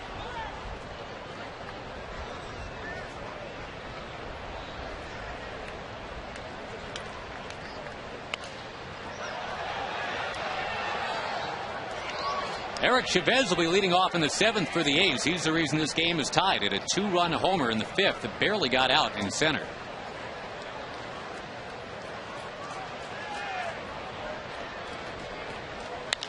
And now Murphy in the air, right center field. Long run for Davis, but he's there. And the Rangers are down in order. 2-2, the Rangers and the Athletics after 6.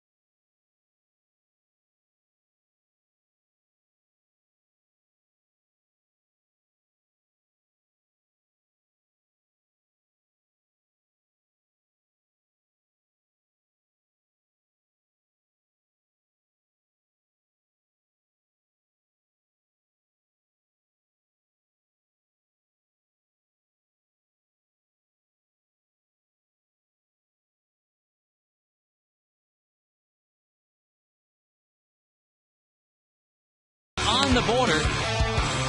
Well, David Murphy with a home run that gave the Rangers a 2-0 lead, but there's another lefty that was able to go a yard, and that from the Oakland A's. Eric Chavez used to do this to the Rangers a lot. Bone almost had it too, but now we're tied 2-2.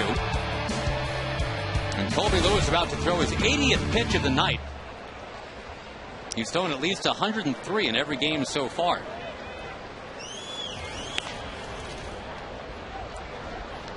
Five, 6, 7 in the Oakland batting order. The A's, not a team known for scoring a lot of runs. In fact, more than 4 runs in a game just once in the last 2 weeks.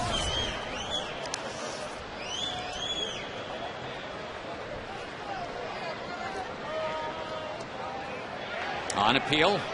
Nope. Well, the A's started the year 9-4. And they slid back for a while, but suddenly they've been able to win 4 of 5.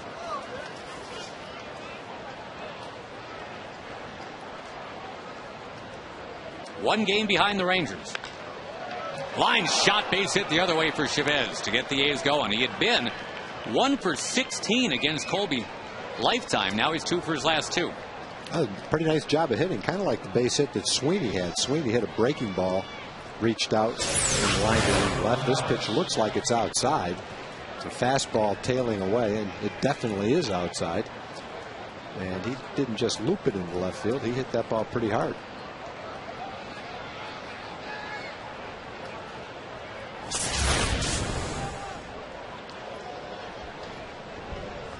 Now Adam Rosales. He'll swing.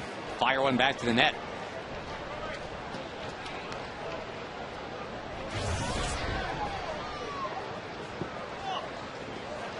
Rosales just 3 for his last 25. He'd had a real strong road trip about a week and a half ago. Struggling a bit since then.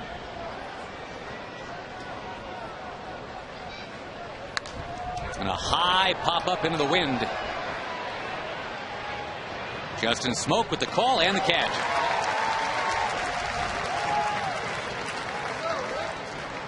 Some National League scores since we had the opportunity. The Reds destroying the Pirates tonight in Pittsburgh, 8-0 in the 9th inning.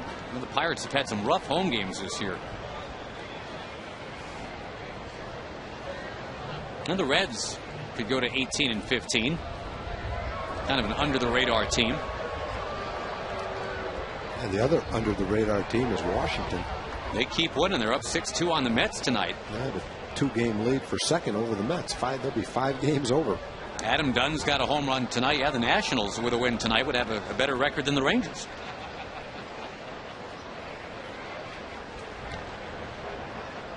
And some aging stars on that team getting it done. Pudge Rodriguez behind the plate. Livan Hernandez on the mound.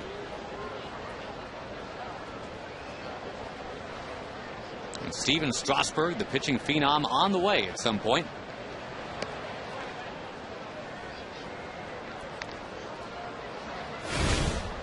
They're Jack in the Box NL East standings. Well, the Phillies are still doing their thing at 20-12.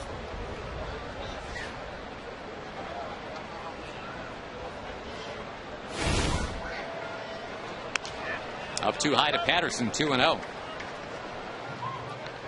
Marlins lead the Cubs tonight 3-0. Cubs now have that 20-year-old shortstop, Starlin Castro.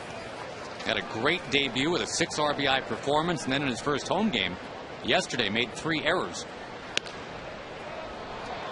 Outside, 3-0.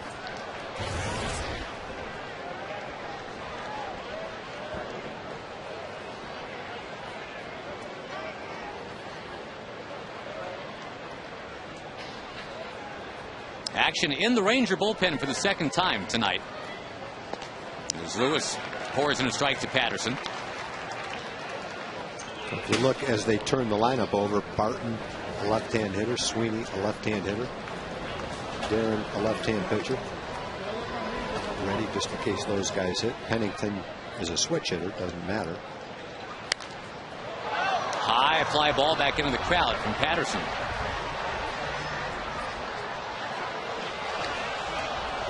Well, Colby fights back from 3-0 to 3-2. Patterson, the guy that homered off of Colby in Oakland just a few days ago.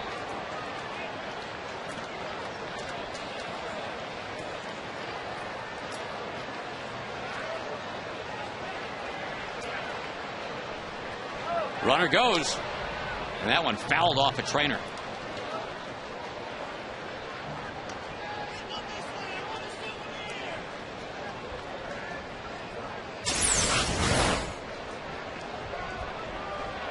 Why do people want to be catchers, boy?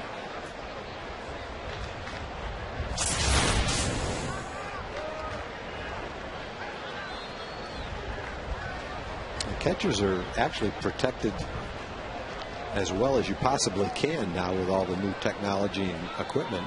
Think back 40, 50, 60 years what the catchers were wearing. The shin guards didn't go way up over the knees. You didn't have that extra little flap to protect your right shoulder. The flaps didn't come down over the shoes.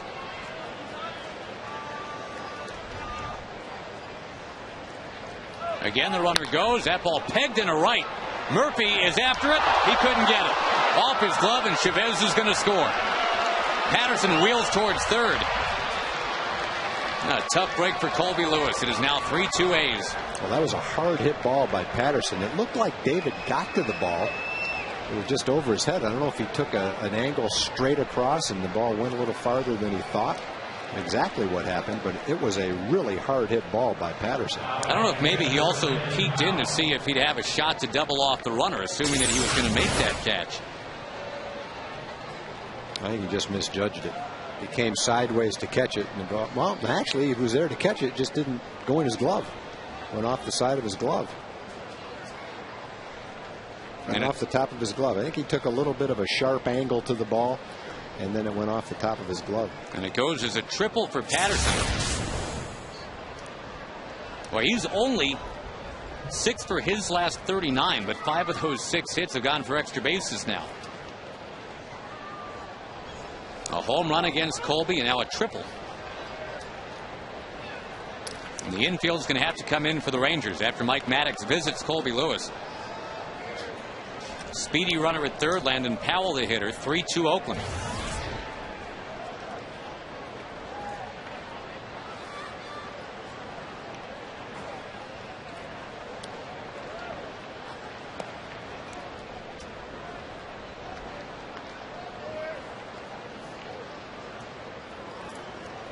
I'm thinking along with you here, Tom. Rajay Davis, a righty on deck. Colby will probably stick around at least for Rajay Davis. And then after that, maybe is when you look at Darren Oliver.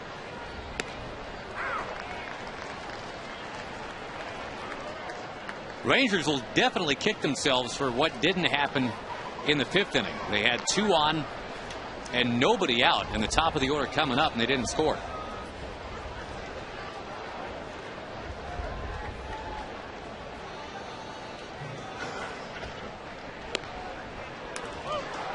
Close, but no.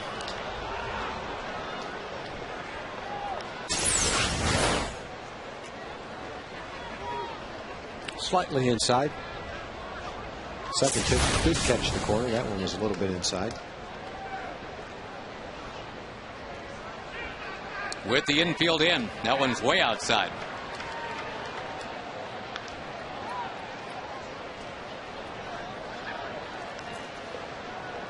Well, last time out for Colby against these A's, it was 6 innings, 3 runs allowed. It's 6 1/3 and 3 runs allowed tonight.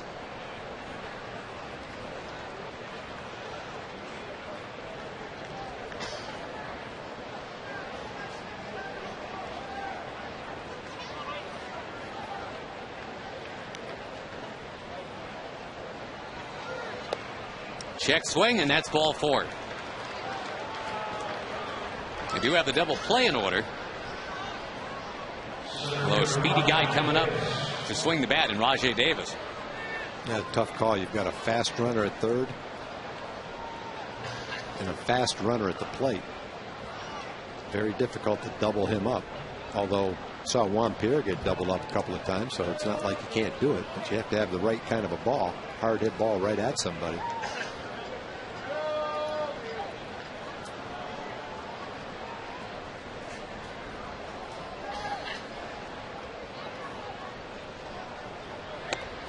For Oakland, Trevor Cahill was around almost long enough to be the pitcher of record.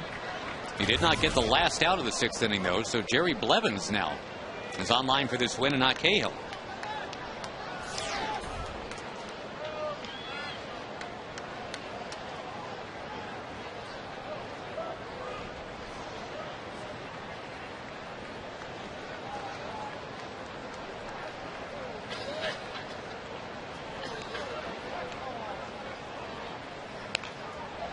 Little squibber, foul. Now the best that Colby can hope for here. He's ahead of Davis 0-2.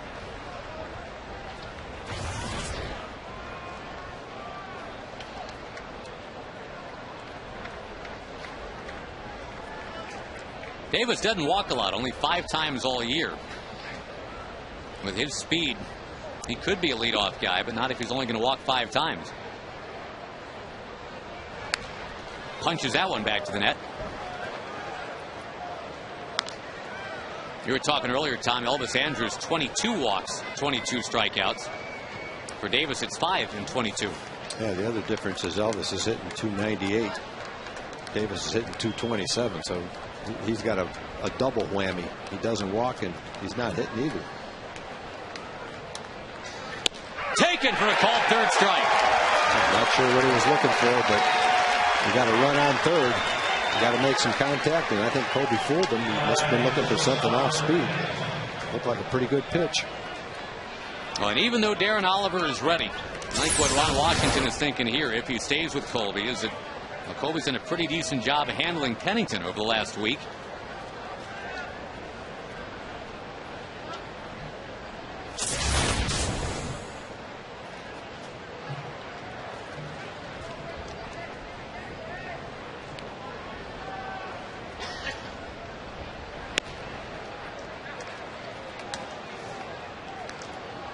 Pennington 1 for 6 against Colby these last 2 games, including 0 for 3 tonight. Switch hitter. And you got 2 straight up. Or, I'm sorry, 1 lefty coming up next. That's Barton.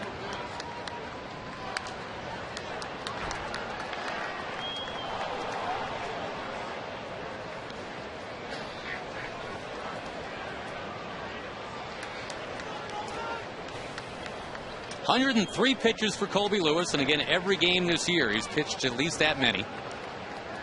Rangers thought he'd be durable, and sure enough. Stroke towards left. Hamilton coming on. He's got it. Big play. It stays a 1-run game at the stretch, 3-2.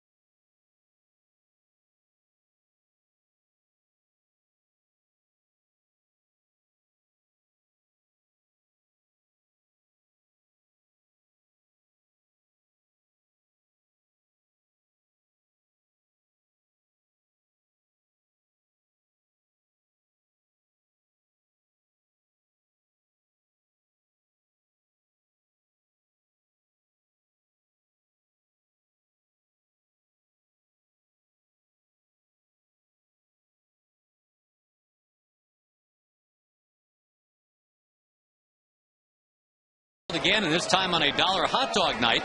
Also a Dr. Pepper autograph Wednesday. Ranger players and coaches will be signing autographs out in the concourse from 5:30 till 6. Get your tickets by calling 972-RANGERS, or you can go online at TexasRangers.com. Rangers looking to tie it up now in the bottom of the 7th inning. Justin Smoke will settle in against Jerry Blevins. Smoke having taken Blevins out of the yard back in Oakland. His second career home run. Smoke now has 3, and that leads all American League rookies. Outside, 2-0. Well, you want to get that leadoff hit around, so here's your chance to look for a pitch that you can drive and take it if you don't get it. Justin has been pretty good at that this year. Coming into the game, he was 9 walks, 9 strikeouts. He does have a strikeout today, but he's on his way to getting a walk, too. Matt Trainer is on deck. Yeah, if it's a walk, Trainer's already showed he's a real good bunter.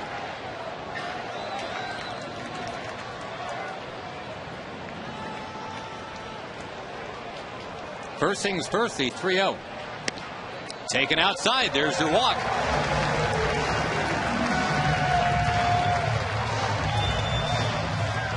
Well, the A's fighting to claim that lead in the top of the 7th. Now the leadoff walk. Everybody thinking bunt here from Trainer.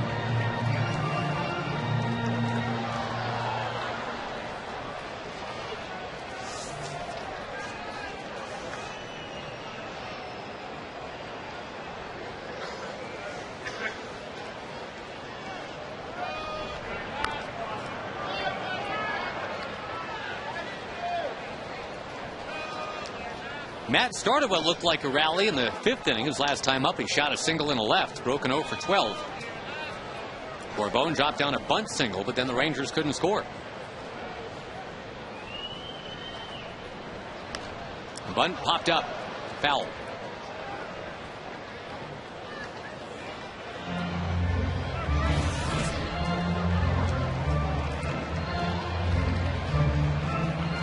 Well, the Rangers had the day off yesterday after sweeping Kansas City the 4 days before. The Rangers have the longest current win streak in baseball at 4.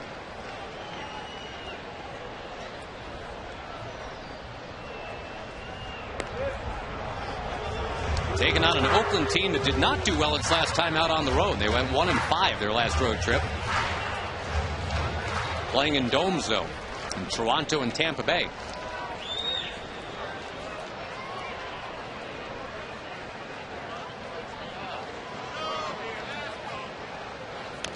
Trainer chops it right down off the plate. Kuzminoff on to first, and a sacrifice bunt. The Rangers lead the American League in sack bunts. Got 2 tonight. If that ball came down and hit the ground, it might have been a little tougher play for Kuzminoff. Caught it on a high bounce and had no problem. He bounces it right off the plate. If it hits the ground, it might have been a little more difficult for him to make the throw. But with Trainer running, probably still had a great shot at him. Leaves the left-hander in to face Bourbon right here. Brad Ziegler's warming up in the bullpen, side-arming right-hander. On the ground is short. Pennington going to third with it. Justin Smoke is out. They're going to go ahead and tag Bourbon here just in case he turned the wrong way, but that's not the case. So a confident play by Pennington. We'll see if the Rangers want to run now with Bourbon. And if the A's want to make a pitching change, get a righty out there to face Elvis.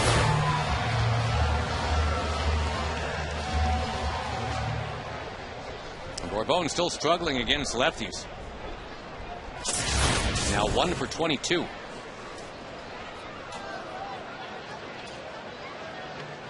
Bob Guerin's got that "I used to be a catcher" walk. And sure enough, he was in the Yankees organization. He's going to head out and make the change. Elvis Andrus will be batting against Brad Ziegler when we come back. It is 3-2 A's in the bottom of the 6th.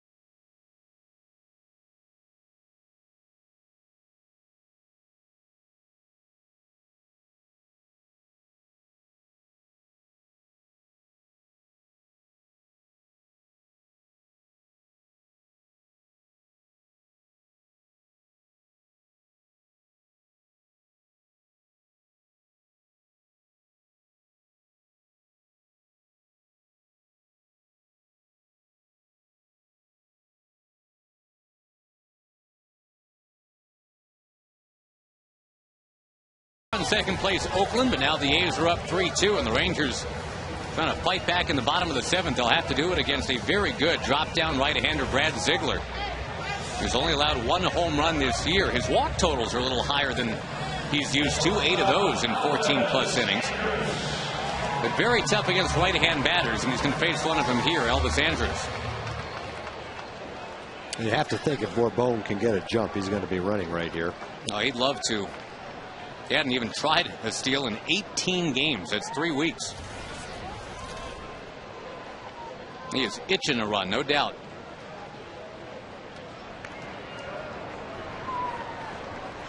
Get down to second base, so a little base hit somewhere to the outfield by Elvis can tie this game.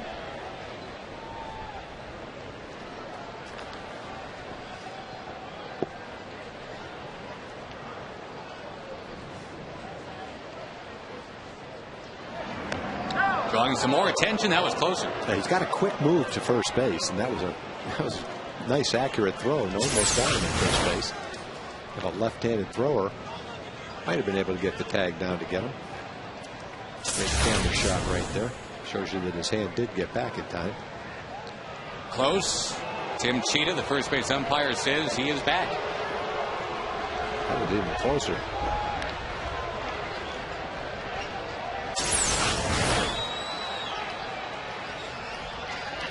Woo. That was real close.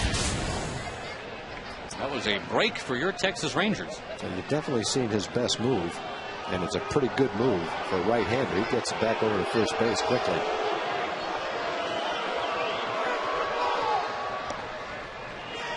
Hopefully you can disrupt him enough to where he doesn't concentrate on the hitter.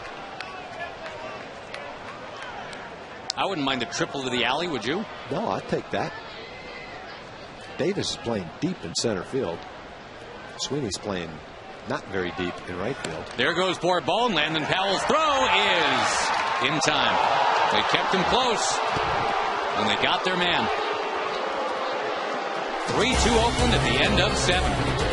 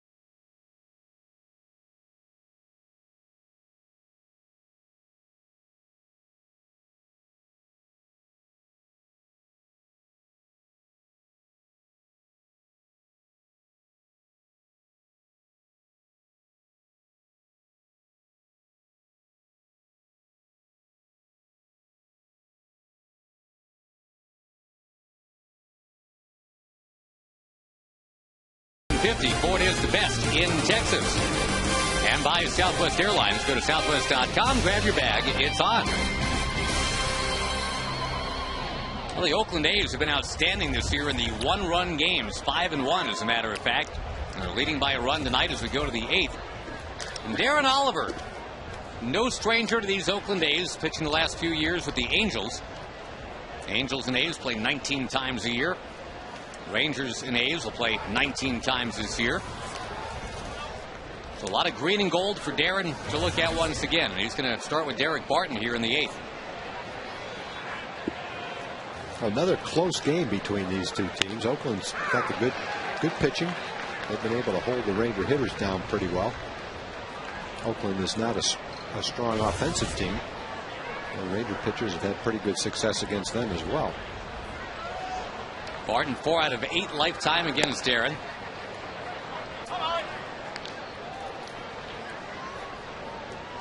Barton's got the eye of Justin Smoke, just doesn't have the power of Justin Smoke as you compare the first baseman in this game tonight. Barton averages only about 7 home runs a year, and as a first baseman in this day and age, it's a very low total. Yeah, he's a different kind of offensive player. Barton's a guy that hitting close to 300 with a good on-base percentage.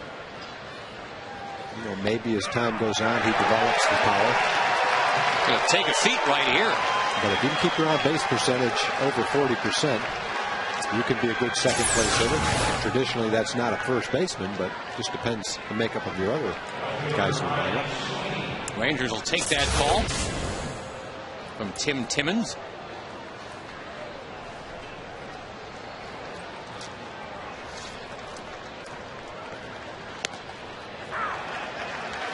Mr. Timmons says that's a strike to Ryan Sweeney.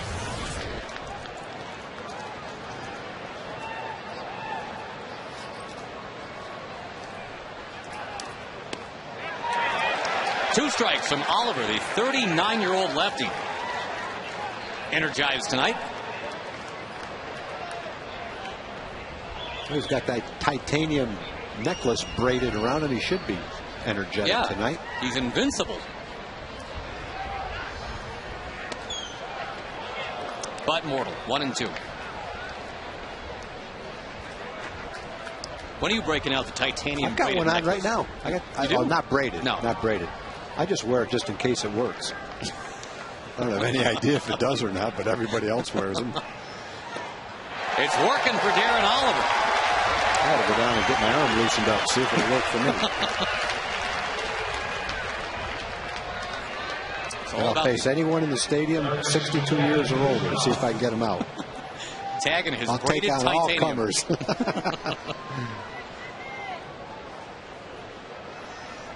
I don't think I can pitch on back-to-back days, even with the titanium, though. What about golfing back-to-back days? I can do that. All right.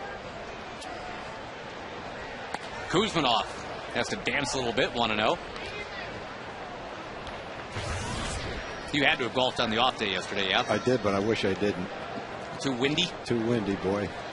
Just brings out all the worst in your game, at least mine. You know what brings out the worst in my game is a lack of talent. Yep. Well, I've been definitely guilty of that, too.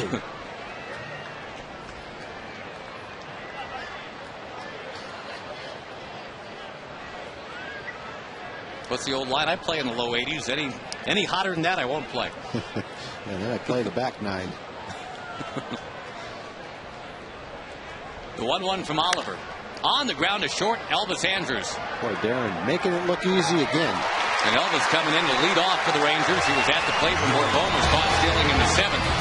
Rangers turn in the bottom of the 8th.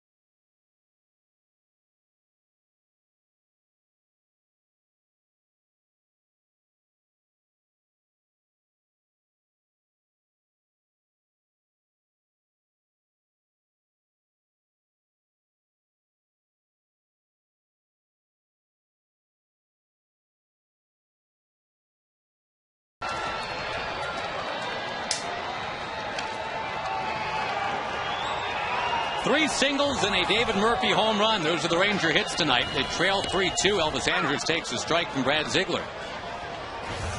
Only 6 hits for Oakland tonight. They had none through 4 innings.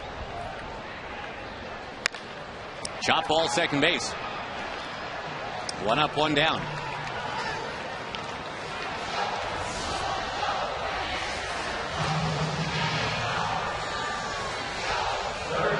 Michael Young will get the next opportunity, and I'm sure Michael, speaking of opportunities, would love to have the chance he had in the 5th inning back. 2nd and 3rd, 1 out. They hit the ball hard, but they hit it on a hop to the second baseman. And the Rangers failed to score in that inning. Look out, Ziegler hitting Michael Young, and the Rangers will hit the go-ahead man to the plate.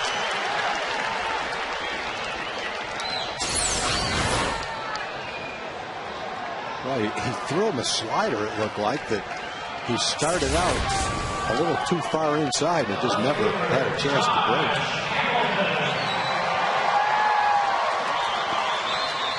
Josh Hamilton has been contained tonight, 0 for 3. Obviously, we'll get a much better look against a drop-down righty than Michael Young did. Tag right center, there it goes! Josh Hamilton home run! Well, they got lulled into the trap right there. Cahill threw Josh first pitch changeups. Got him to chase a couple of them. Josh was out in front of everything. And Ziegler decided to try the same thing. He threw him an off-speed pitch on the first pitch. It looked like Josh was more than ready for it. He waited on it. And 430 feet later, the Rangers take the lead.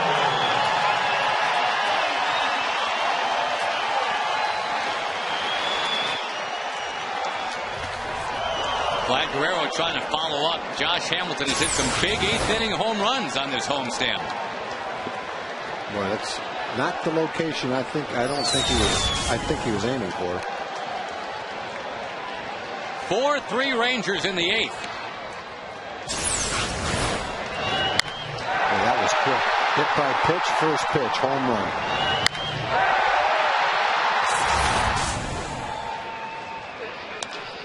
And now a ground ball swept to short.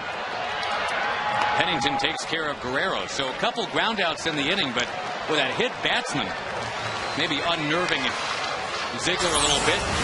He grooves that next one to Hamilton, and there it went. The other interesting thing is no one warming up in the Ranger bullpen. Noticing that. Darren Oliver had a very easy 8th inning.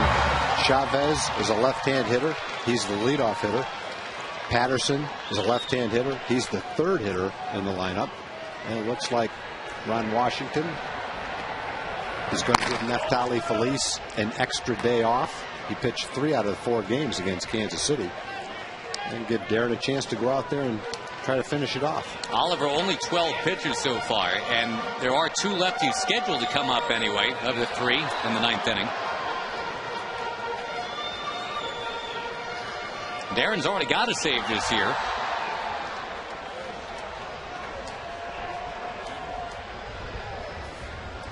Boy, what a turn. The Rangers now up 4-3.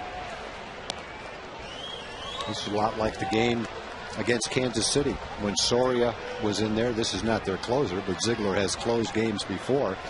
Josh took him deep. Vladimir took him deep for a 1-run lead, and Rangers came back and won.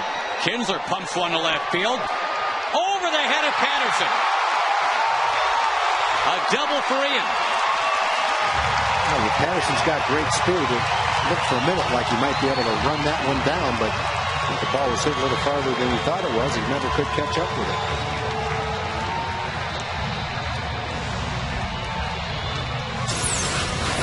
To the location of the pitch, courtesy of Jexa Energy. The A's have a lefty warming up out in the bullpen, Craig Breslow. I think Bob Guerin didn't want to bring the lefty in to face Josh Hamilton because Guerrero was the next hitter in the lineup. Definitely didn't want the lefty to face Guerrero. In any event, worked out well for the Rangers when Ziegler served up the home run pitch to Hamilton. Second time Guerin will make the move with a lefty to face Murphy. The Rangers now leading 4-3 thanks to Josh Hamilton. Back in just a moment.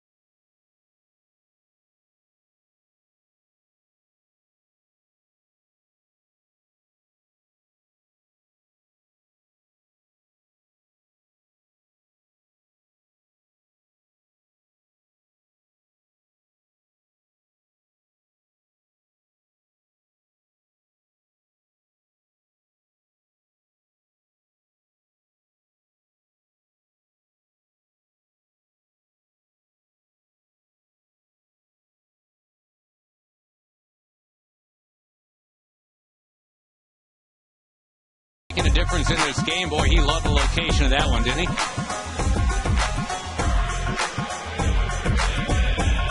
Sixth home run of the year for Hambone. No doubt about it. Rangers 4, A's 3. Runner at second now, bottom of the 8th. And the call to the bullpen is made. Craig Breslow getting into his 14th game already. Veteran left-hander out of Yale. Will deal a strike to David Murphy out of Baylor. A crowd of 15,474 just jumped out of their seats when that ball left the bat of Josh Hamilton. Murphy cranks one into right field. It takes off, but Sweeney's got it. Boy, that's too bad. He gets that up in the air. That's way out of here. The Rangers settle for the one that Hamilton got up and out. It is 4-3 Texas now at the end of 8th in Arlington.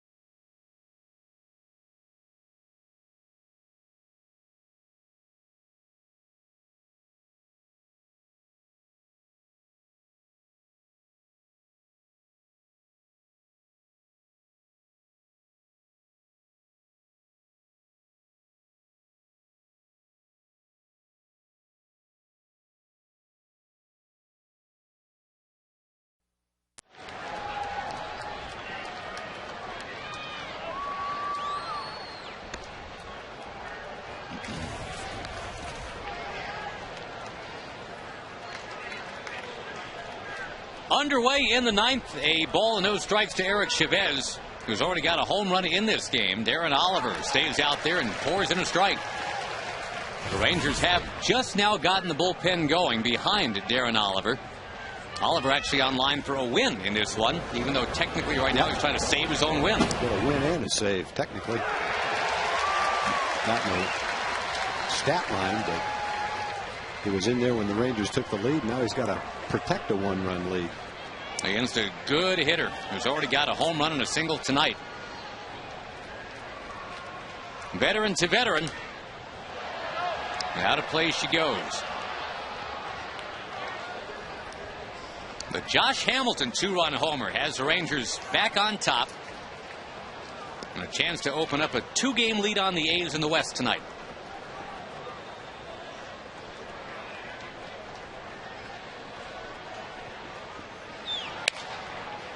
Behind the mound and right at the bag, it's dropped by Elvis Andrews. Tough play. Oliver was trying to hang in there long enough to maybe make a backhand stab of it as it got past him. Well, that's a shame. Put a ball like that and get a base hit. Not sure what happened when Elvis went across the bag, whether it took a little tricky hop on him right here. Yeah, it looked like it.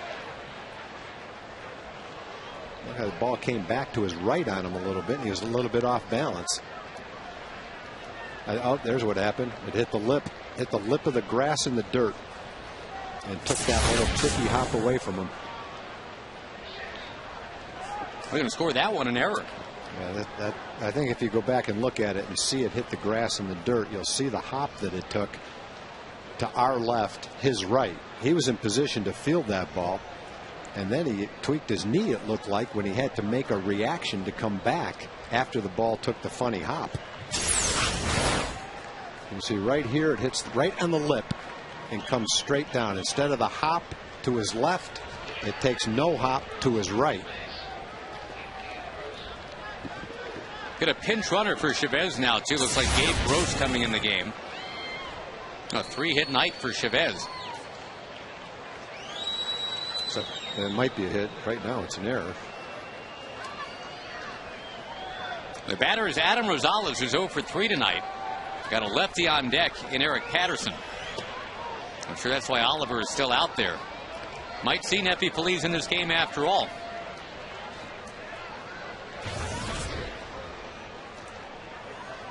Rangers, though, poised. Open to turn 2. Instead, a little looper, a base hit for Rosales.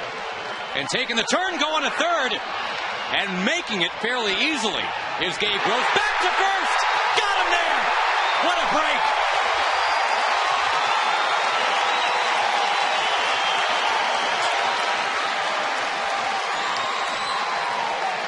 Rosales dumping one into left center actually, as that throw just kind of bounced in.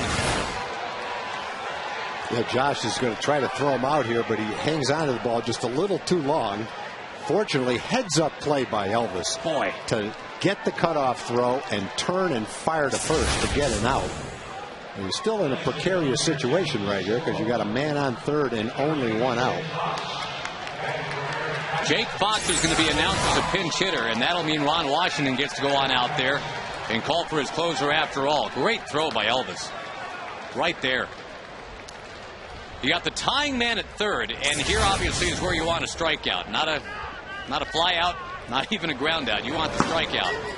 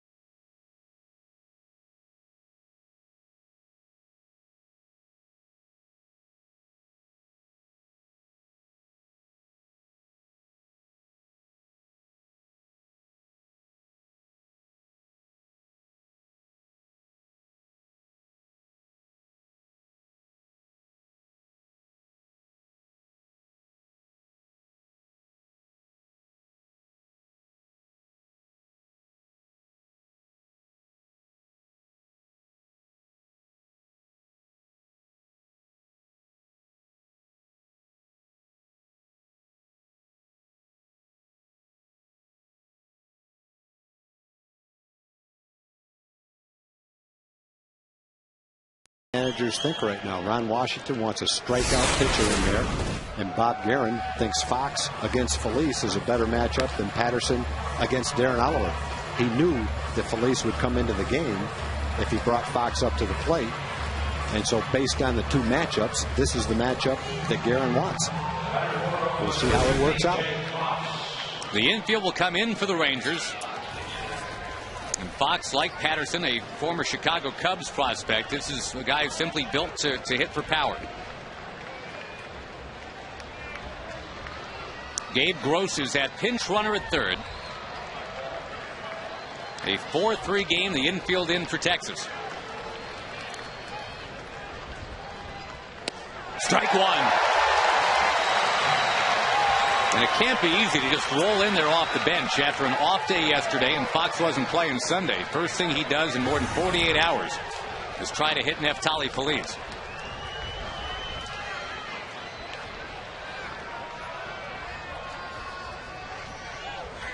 Wow, and instead Feliz hits Fox.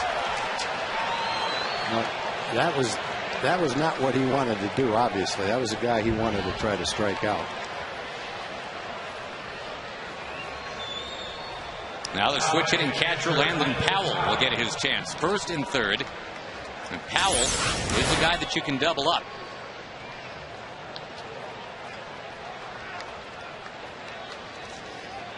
And right near the elbow. The go-ahead man is now on base for the A's.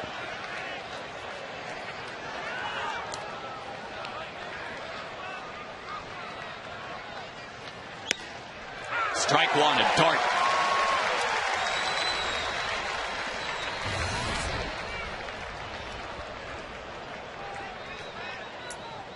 Powell, having caught the Dallas Braden perfect game on Sunday, now trying to do something with his bat. With one out in the ninth. And he does. A base hit to left to tie the game 4-4.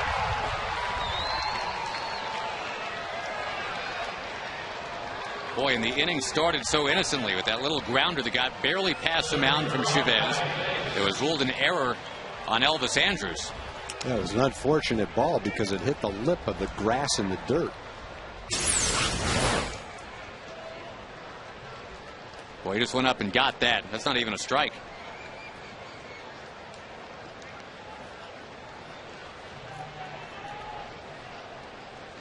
Now the plucky, pesky Oakland A's have rallied from down 2-0 and now 4-3. Rajay Davis, a hitter.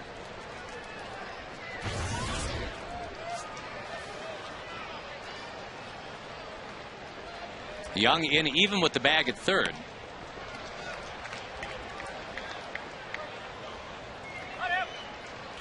Boy, now you look back, Tom, that ball that almost got over Sweeney's head off the bat of Murphy, that would have been a nice one to have, you know? Yeah, and the one that... That ball stroked into left. Another base hit. Josh Hamilton's up with it and gets it in quickly enough to make it bases loaded, one out.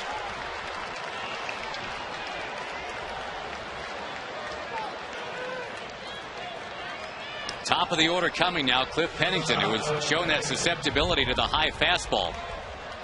You figure this is a guy Feliz can go get, but Rajay Davis just went and got Feliz. I threw him a breaking ball that was on the outside corner, but it stayed up. And even though he hit it off the end of the bat, the fact that it was up gave him a pretty good chance to get some wood on it and drive it to the outfield. Tying man still at third. And to left field, Josh Hamilton's in pursuit of it. It's into the crowd. Big time bro hug over there, too.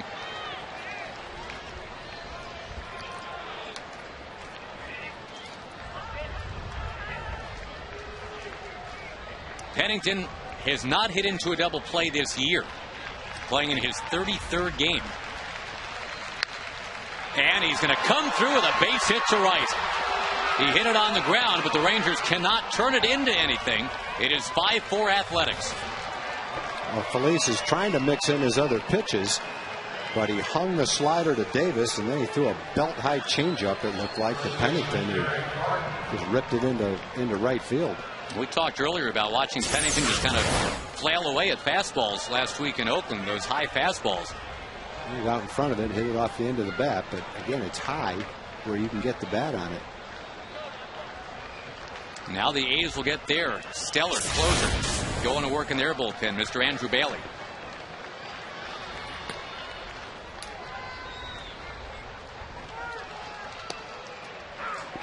An error and a hit batsman.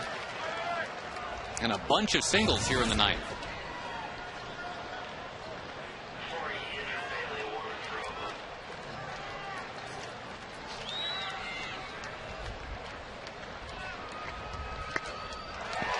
There's that high heat. And based on what we've seen of Pennington anyway, that's probably the best pitch to throw him too. Throw it hard, right up around the letters.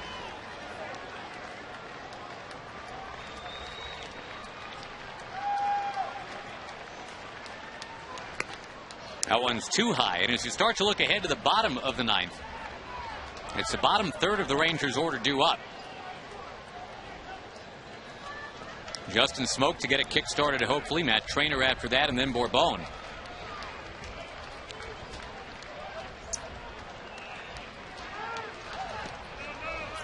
Well, the ninth inning continues to be the problem inning for the Rangers this year. Their ninth inning ERA is around 7.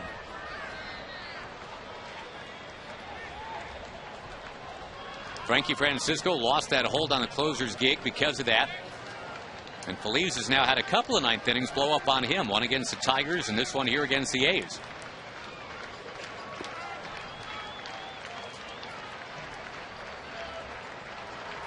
Neffy did pitch 3 times in the 4-game series against Kansas City. But there was the off day yesterday. Towards short. Elvis has got it. Everybody scampering back to where they belong. 2 out. All his pitches are out over the plate or away, and the A's are having pretty good swings at him. Hard hit ball by Barton right there.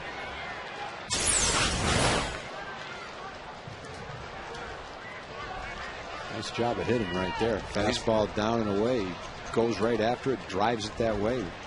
Right at Elvis though. Well, the A's have pretty much vaporized the memory of that Josh Hamilton 2-run homer in the bottom of the 8th inning. High fly ball here from Sweeney. You throw that pitch like that, 96 miles an hour, get it in on the fist. There's not as much you can do with it. The Rangers will have to rally for Neftali Feliz. Justin Smoke in to lead it off when we come back.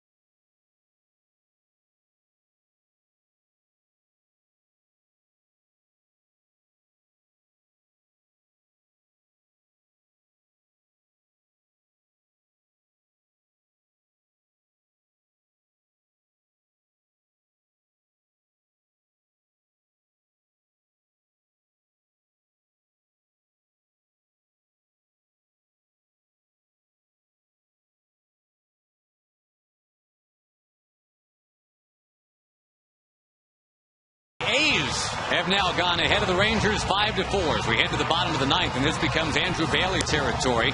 He is not allowed to run in about 12 innings this year, and now has a 22-inning scoreless streak going back to last year. Just putting it out there, this is not impossible, but it's going to be very difficult for the Rangers. Bailey has not allowed a run in 34 of his last 35 outings, but Tom, the Rangers almost got him exactly a week ago.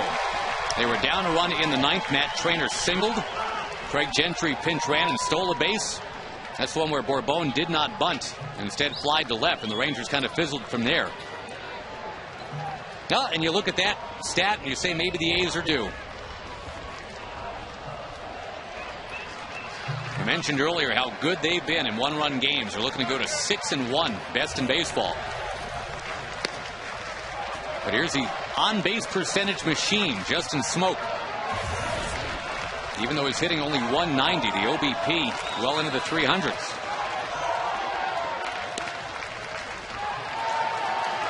Doesn't flinch, just takes a couple.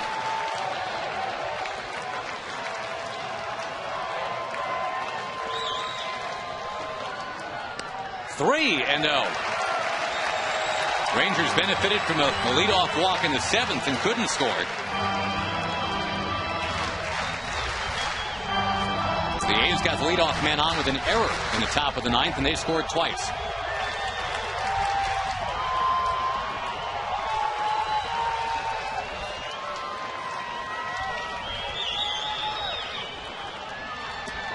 Ball 4 to Smoke.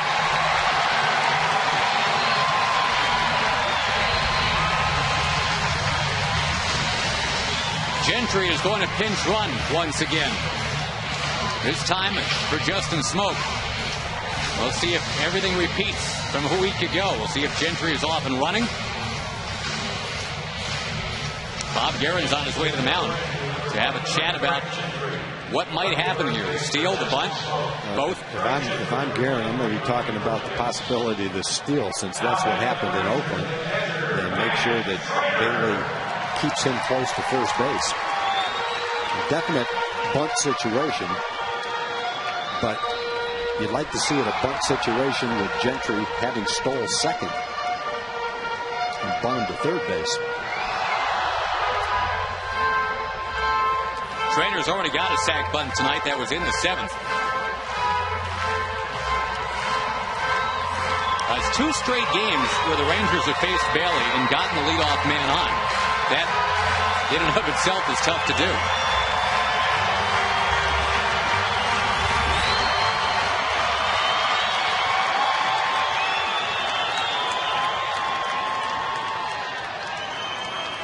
We'll see if Trainer takes a pitch instead of bunts right away to let Gentry try and steal.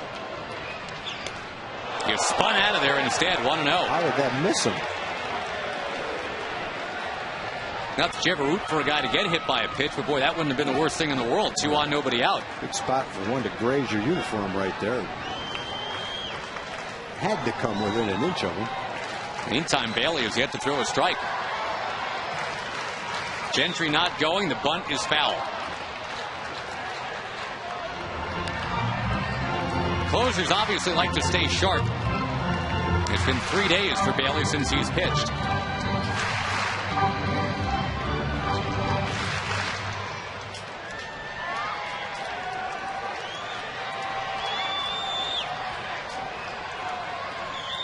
Gentry not going. There's the bunt. And it's beautiful. Tying man at second base for Bourbon.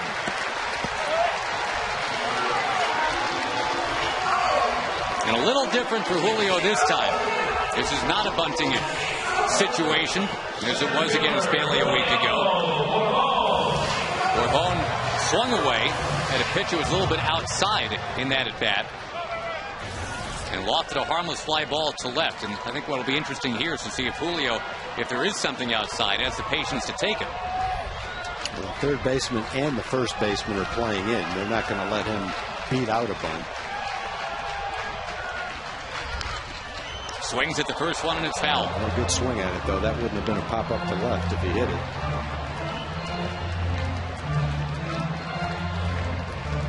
On deck is a man that Bailey beat out for Rookie of the Year last year, Elvis Andrus.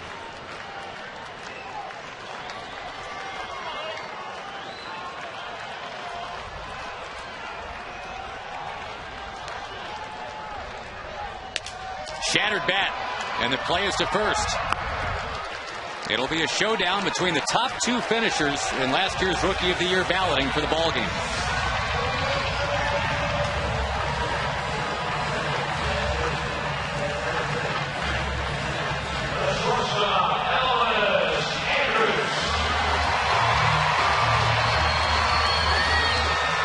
Elvis was charged with the error in the top of the 9th that started the 2-run inning.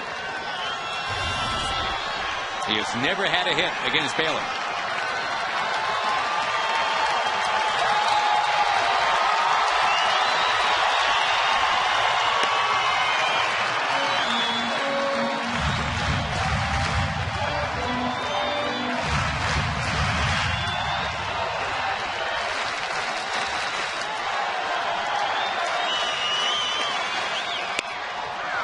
side corner.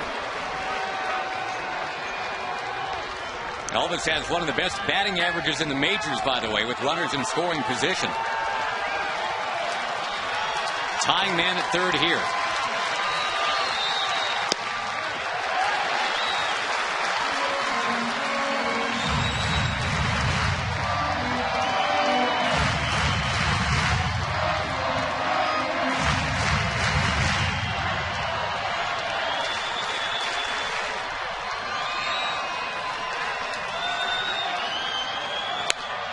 Fouled away, 2-2. With Michael Young on deck.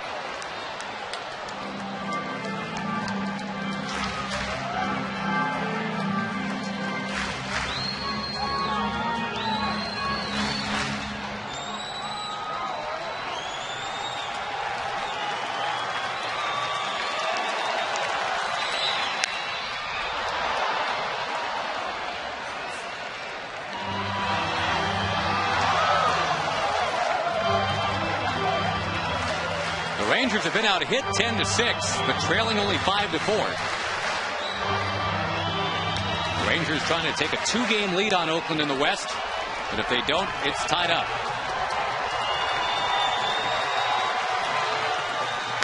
Elvis towards center, base hit. Speaking of tied up.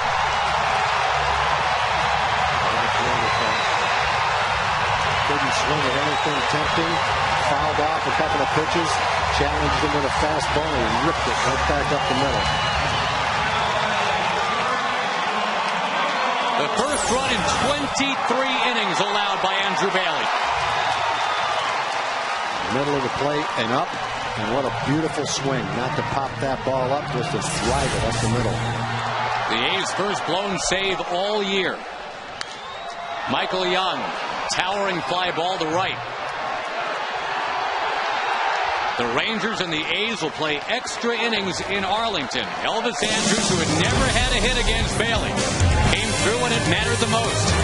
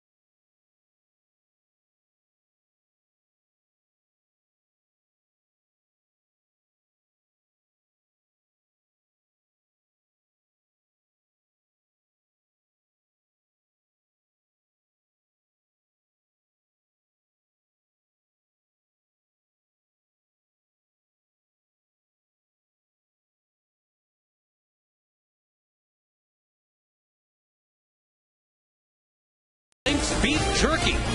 Jack Link's Beef Jerky. Feed your wild side. The A's hadn't blown a save all year. They've actually blown 2 of them tonight. There's Ziegler let one get away in the 8th when Josh Hamilton homered. Rangers went ahead, and then Andrew Bailey, last year's Rookie of the Year, couldn't hold it in the 9th when Elvis Andrus, a runner-up, was able to single with 2 strikes and 2 out. Kind of too bad that Elvis never got a chance to try and steal second, put himself in position where a base hit from Michael Young could have maybe won the game. Michael ended up flying to right on that first pitch that he saw, and now we go to the 10th inning. It's been a very active last inning and a half. And Frankie Francisco, I'm sure you saw, is now in the game and trying to steer that ERA down from 7.3. The A's and the Rangers have only played 4 times this year, but if this is going to be any indication of what the games are going to be like this year, some great games. Rangers had a 4-0 lead in the first game in Oakland. Oakland scored 2, had a man on. Kevin Kuzminoff, the batter. He's going to pop one back in the crowd. Rangers ended up winning it. A's took a big lead in the second game. Rangers came back, made it 7-6. Had the tying run at second and no out. Didn't get it in. Next game, the A's won. I think it was 4-1. It wasn't that close a game, but still a low scoring game. And then a barn burner today. Back and forth all day long. It's a tough first assignment for Frankie Francisco. Kevin Kuzminoff, who's already got a home run against Frankie here in 2010.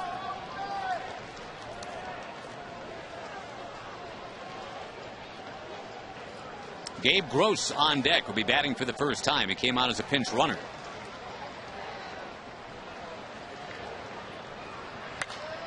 Kuzminoff trying to get Frankie again, but he's not gonna. And there's a good example of what they talked about with Frankie. Nothing wrong with his fastball. It's just where it's located. And that time he located it well. It got it in on Kuzminoff, tied him up. The result was a pop up to left field, as opposed to something out over the plate that they can drive.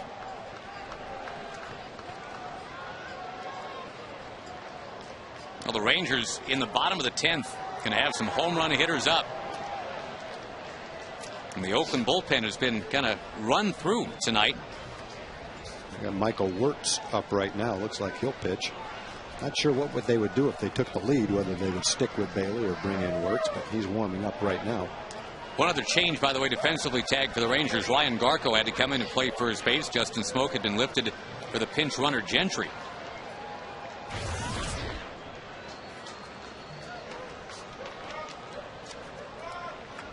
The 1-0 to Gabe Gross is outside.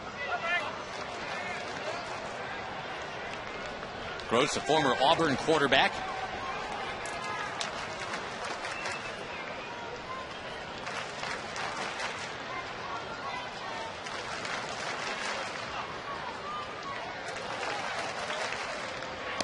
Only the second extra inning game for the A's all year, which is kind of surprising considering how many low-scoring, close games they do play.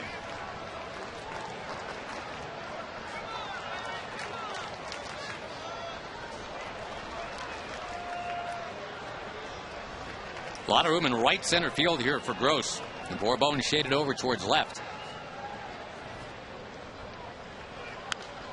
Gross will foul it.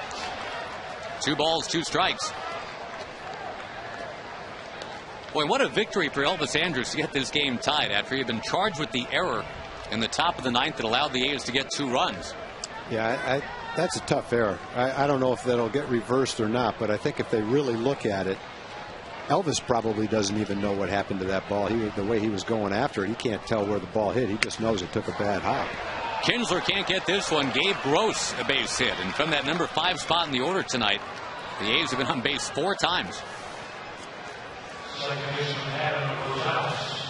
But when that ball hit the grass and the dirt at the same time, it just took a kick to the opposite direction that Elvis was planning on the ball. Gross has been 6 for his last 36. Rangers have the infield of double play depth.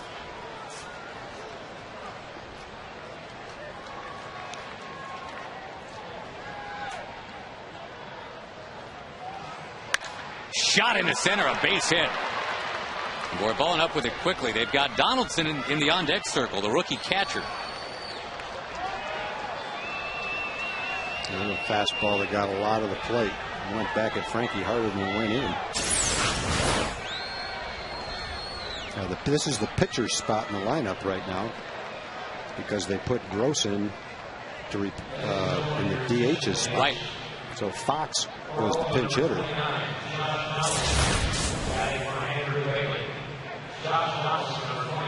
Mike Maddox is ready to go out and talk to Frankie Francisco, but Tim Cheetah over there at first base, the umpire said you got to wait, and Mike knows this, got to wait till the pinch hitter is announced. Take care of that little protocol and then go ahead as Chris Ray gets up. Donaldson has only been up for a couple of weeks. He got called up when Kurt Suzuki went on the DL, and Suzuki is due to come off any day. He's only got one big league hit, but it was a home run.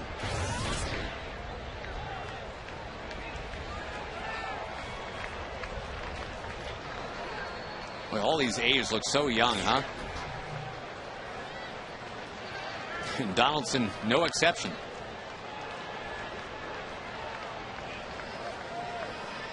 He's actually 24.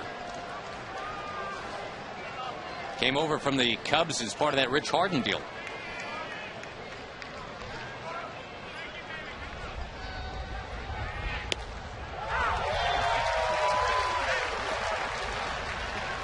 Better location right there in the outside corner. Good start.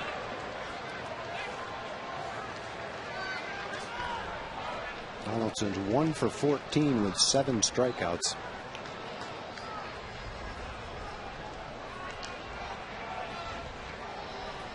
Frankie brings it.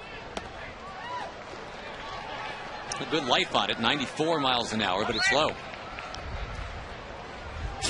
According to Tim Timmons. Ooh, that could have been 0-2.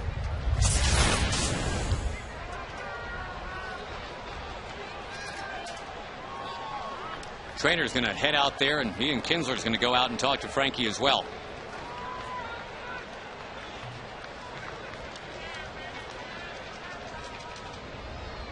Kuzminoff led off the inning flying out. Now 2 straight singles, and the A's are back in business.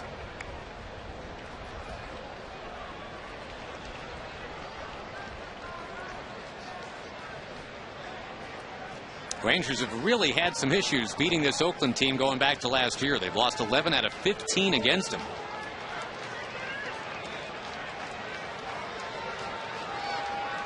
Trying to keep them tied here, 5-5.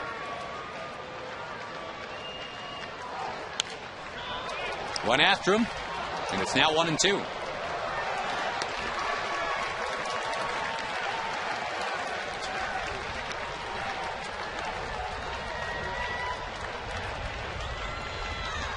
When Frankie's really feeling it out there, he can get you out with 3 pitches: his fastball, his splitter, or his curveball. And for a number of his outings this year, he really hasn't had his off-speed pitches as much. A pretty good spot for one right here if he can drop that splitter down below the knees. I was just thinking, we really haven't seen the splitter for strike 3 much at all here in 2010.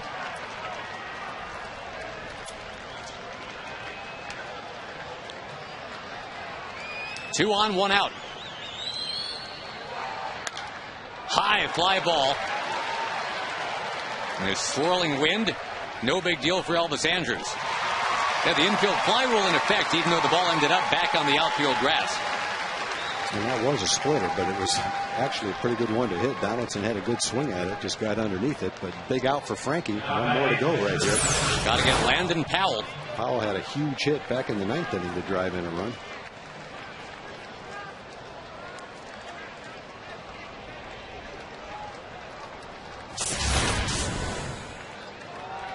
Outfield pretty much straight away for Powell.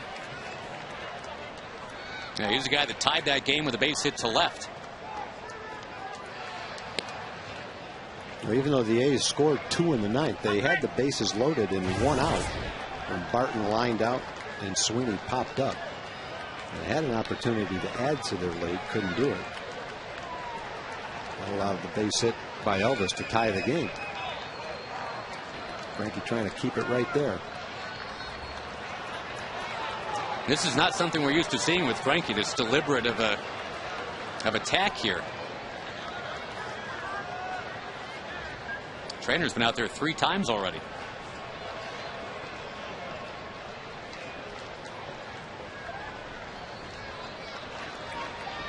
Boy, you'd love to hold him here. You've got Josh Hamilton and Vlad Guerrero to start the bottom of the 10th. Hamilton's already got a late inning home run.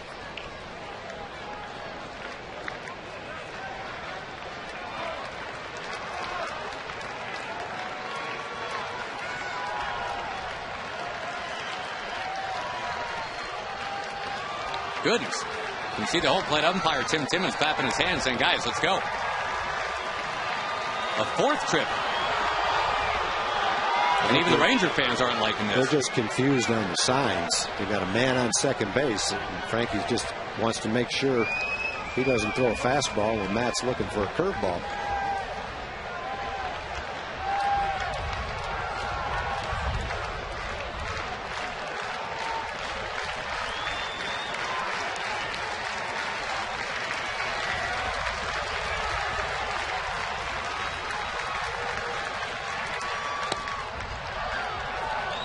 After all that off-speed outside, Rajay Davis, Ranger killer, is on deck.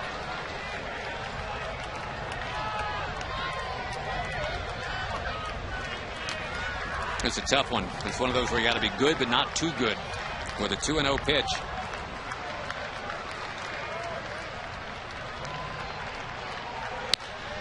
In the air, right center field, David Murphy called off by Corball, and he's got it. The Rangers can win it now in the bottom of the 10th.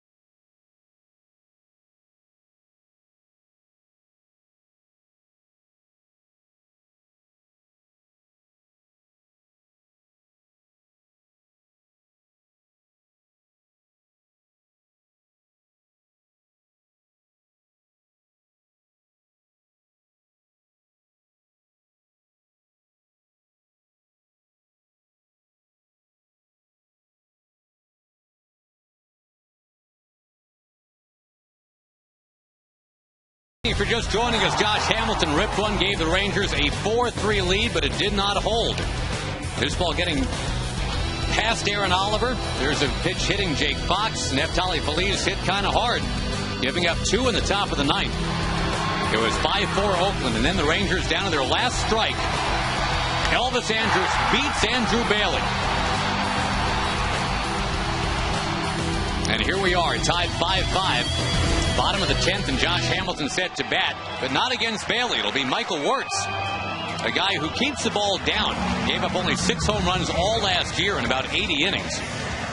They did face the Rangers a week ago, gave up a couple of hits.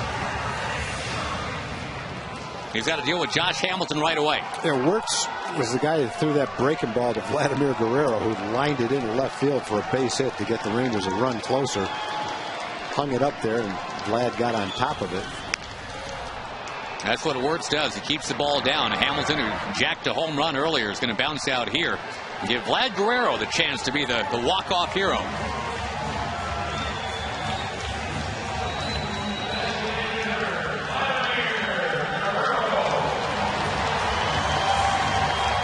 It's a rare 0 for 4 tonight for Vlad in this ballpark. In fact, back-to-back games now he's gone hitless here. So suffice to say he's due.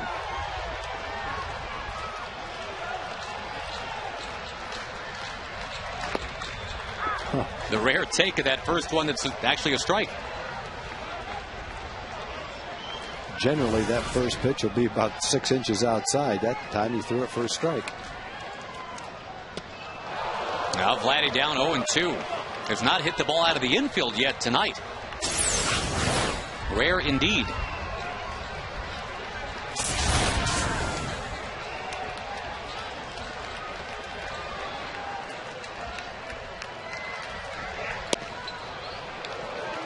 Kinsler's on deck in a 5-5 game in the 10th.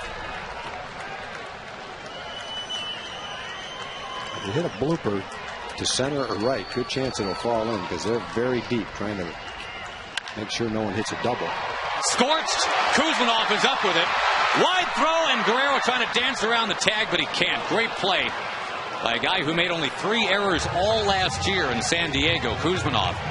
And he was guarding the line, so they don't give up a double. You get a base hit if you hit it toward shortstop, but it's a good thing they're playing there because Vlad hit this ball pretty hard right down the line, but Kuzmanov was there to guard the line.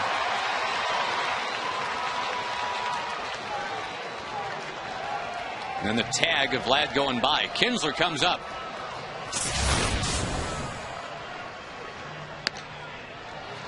Kinsler ahead 1-0 with the suddenly dangerous David Murphy on deck.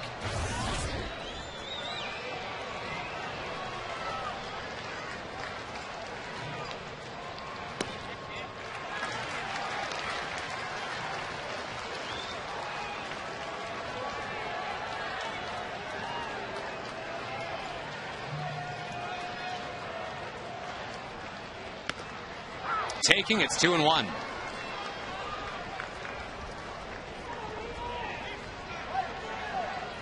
And a game that has seen 3 home runs.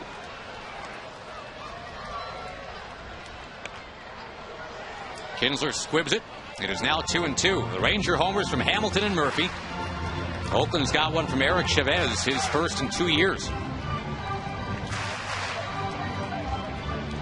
By the way, the Angels are losing 2-0 in the 4th.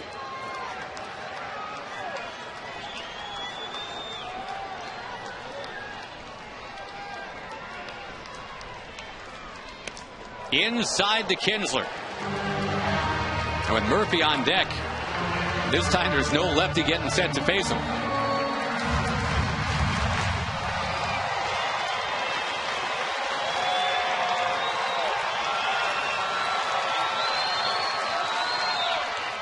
Kinsler got a piece. Tough pitch to foul off. Good pitch by Wirtz. Slider down and away. Wirtz was a strikeout pitcher last year. I'd like to see David have a chance to hit with Ian on base rather than lead off the next inning the way he's been swinging the bat. And a chance to drive in a run right here. Ooh, big rip from Ian.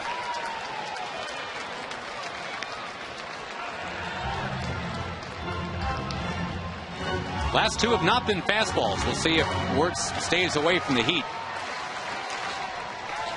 Kinsler known as a great fastball hitter.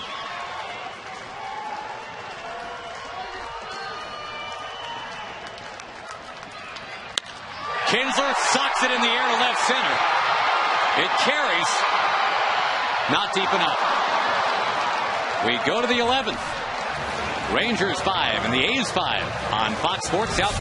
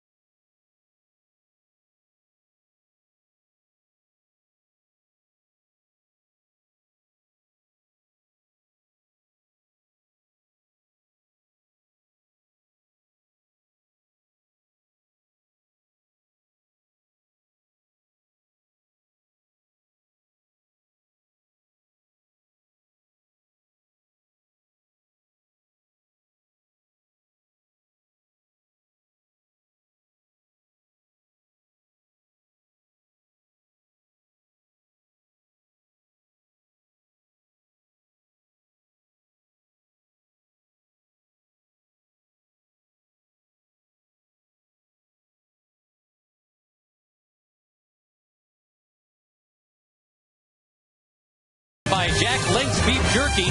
Feed your wild side. And you might want to consider putting on a pot of coffee, too. We go to the 11th.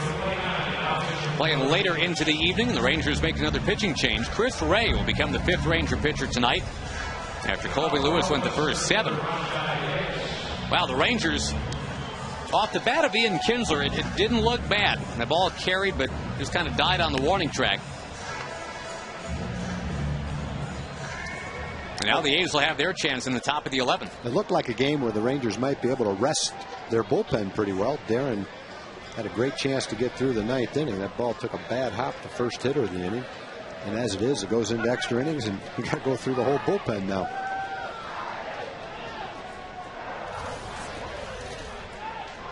Colby went 7, another quality start for him. Ray to Rajay Davis for a strike.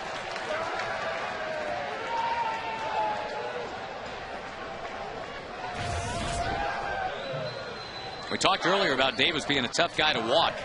And sure enough, Chris Ray hops right ahead. In fact, he's at 0-2.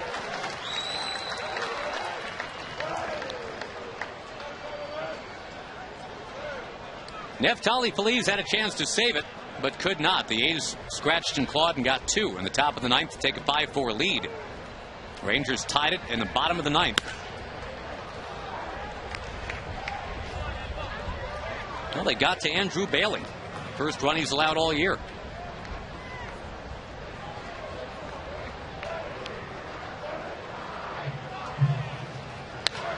Towards second, Kinsler. Just before it hit the ground, close play, and Davis is out. Pretty nice job of hitting by Davis right there. It looked like a slider off the plate. He stroked it pretty well toward right field. Fortunately, Ian was right there to make the play. Take a look at it.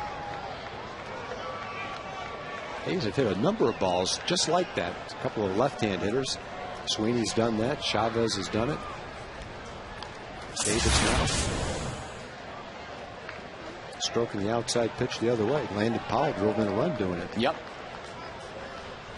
Here's Pennington, top of the order. Did not have a hit until the 9th, and then he came through. Kinsler on approach again. 2 up, 2 down. Thank you, Chris Ray.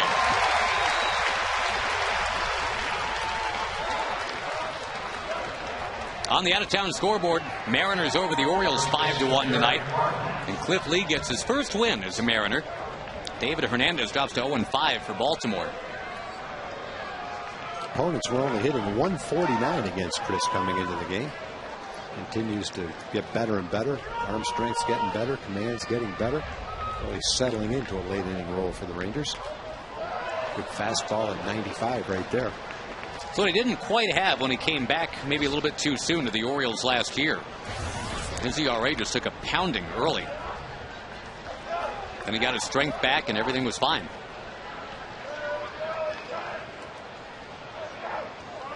Barton rips one to right field. He's not known for his power, but he hits one out. He had been 0 for 5. We talked earlier about Barton, a guy who averages about a half a dozen, maybe 7 home runs a year, which is very light from that first base position. But he turns on that and is 6-5 A's. He's trying to throw the ball down and away. He throws it right down the middle of the plate. And that's pretty much a graphic example of what can happen to a pitcher when you miss the spot you're trying to throw it. If he keeps that 93-mile-an-hour sinker down and away, there's no way Barton's going to hit a home run. He might get a base hit, but he's not going to hit a home run. When it comes in 6 or 8 inches, catches the middle of the plate, doesn't mean he's going to hit a home run, but it gives him a chance to. That's what happened right there. Sweeney pops this one towards the left side. Anderson foul ground, takes command, makes the catch. And once again, the Rangers will need to rally. Down a run, bottom of the 11th coming up.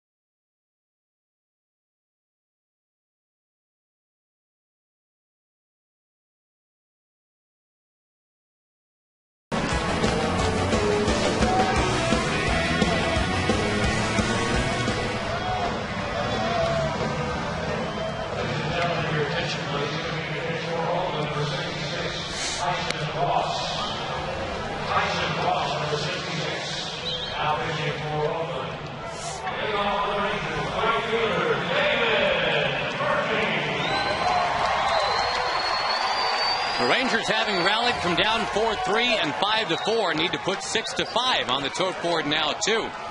David Murphy set to lead things off in the bottom of the 11th, and a very unlikely closer coming out now for the Oakland A's. Tyson Ross actually has a save already this year. Last year was pitching single-A ball most of the season. Did make 9 starts at Double-A Midland. He was just a couple of years, not even tag, off the campus of Cal Berkeley. Well, he pitches with a lot of confidence. We saw him in Oakland throw the ball extremely well. Got a hard sinker. Doesn't look intimidated out there. Given the uniform number 66 in spring training, that's usually a sign you're not going to make the club. Anything over 58 or so. And not only did he make the club, he's been pitching in some big spots for them.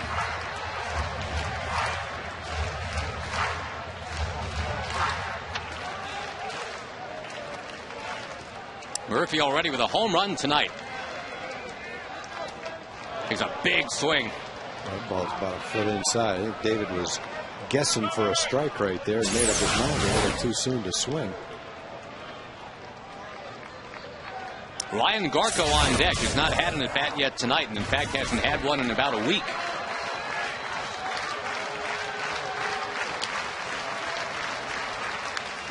Murphy lifting it to left. It's sinking. Base hit. Oh, he's swinging a pitch a foot inside, and that blink going into left.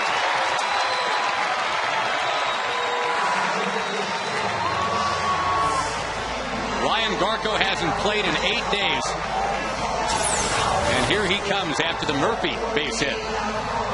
Well, you've got Garko up here right now with Trainer and Bourbon, the next 2 hitters. So Ron Washington has to decide, does he want Garko to swing? Does he want to bunt David along? Maybe, if you had a couple of 350 hitters coming up, maybe the choice is a bit easier.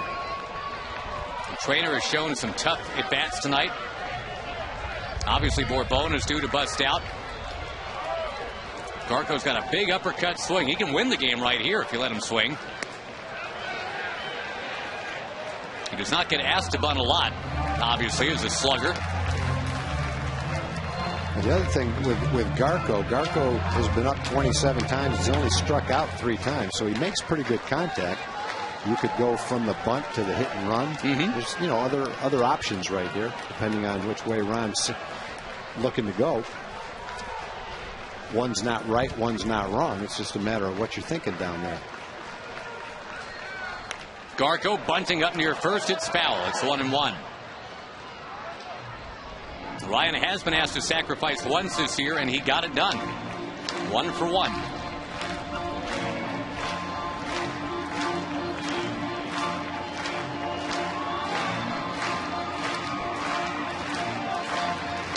Got some veteran right-handers now being asked to get this done. Garko at the plate, Trainer's on deck. And a young right-hander on the mound for the A's.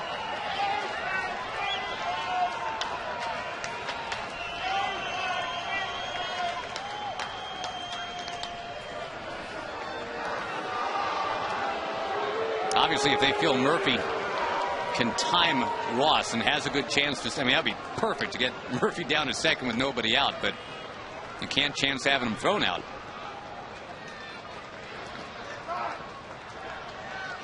The bunt.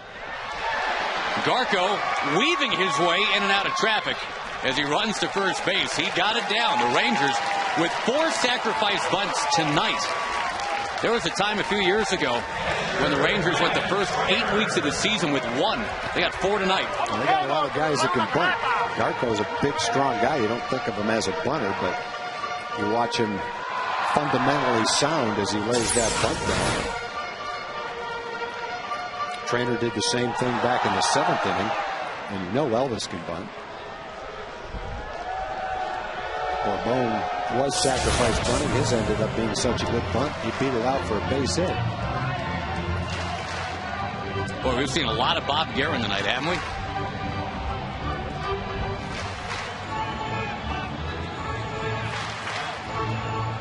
A lot more to manage in this one for Guerin. Remember, the A's last game was a Dallas Braden perfect game on Sunday. That one kind of took care of itself.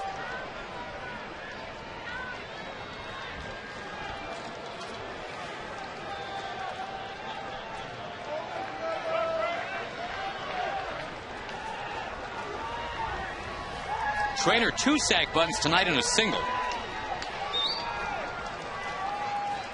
And the tying man is David Murphy at second. In for a strike.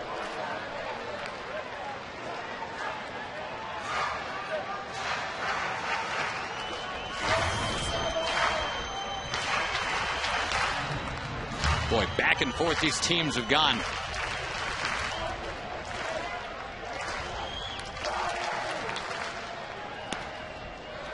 Missing in, 1-1.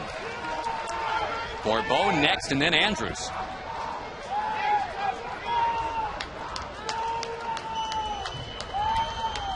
And boy, would Julio relish a chance to be a hero tonight. It's been such a tough start for him in 2010. Trainer pokes it out of play. A lot of the crowd is stuck around, even though it's late on a work night, a school night. It's been a pretty compelling ball game. Been close all the way. There's been 3 or 4 lead changes in the game. A couple of big home runs.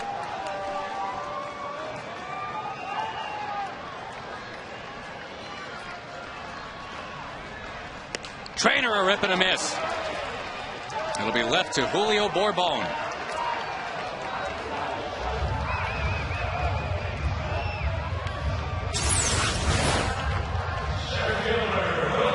On that fastball, boy, it almost looked like it took off. 95 miles an hour. Great location with it.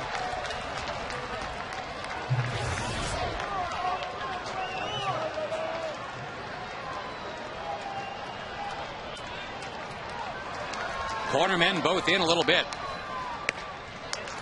Bourbon with only 1 walk all year. It's got to be so tough for him right here to not get too anxious, not want to be the hero.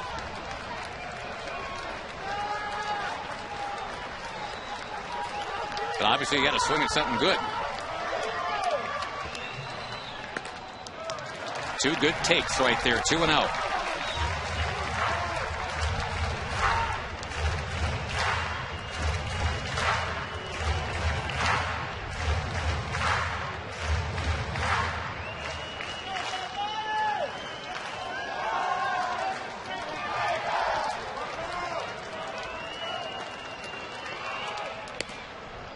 Two and one. Yeah, had a good look at him, all fastballs.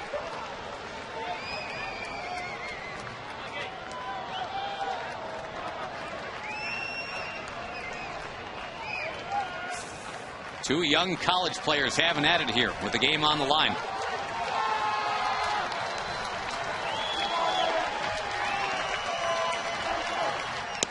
Bourbon checks his swing. He almost swung at the same pitch David swung at.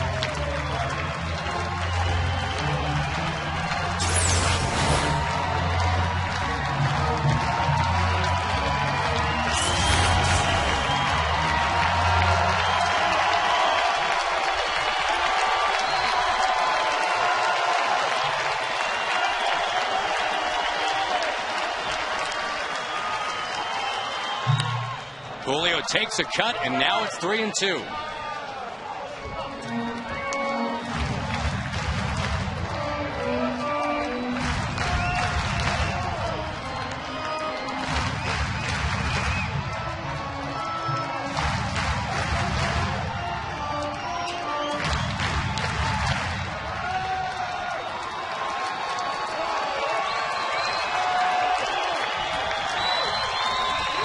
The payoff pitch. Julio Bourbon, little loop shot. Falling! Base hit! Tie game! What a game. Unbelievable. Down to the last out a couple of times. Men in scoring position. The sacrifice bunt has been a weapon tonight for the Rangers. Move a guy into scoring position. Julio works the count, fights one off. The Rangers have 2 hits this inning. both of them good fastballs in that jammed the hitter, and both hitters looped it over short into left field. This one brings in a tying run. And twice tonight, Tag, the Rangers have been down to their last strike, and the moment it got there, the base hit.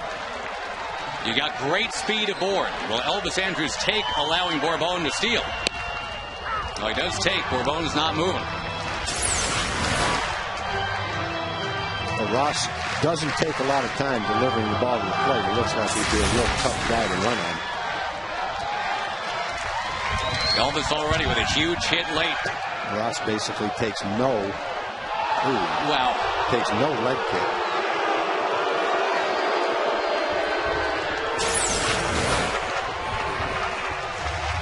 Big call. To the naked eye, unless you're an umpire, it doesn't look like he swings. And you watch it in slow motion, I thought he swung. Bourbon not going. Elvis fouls it back. Best fastball tonight from Ross.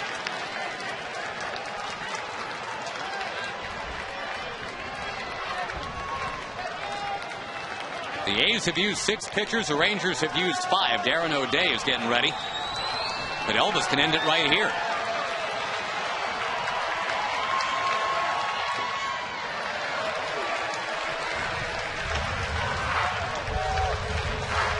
Andrus already with 2 strikes on him against a tough right-hander tonight. It was in the 9th inning off of Andrew Bailey. Came through.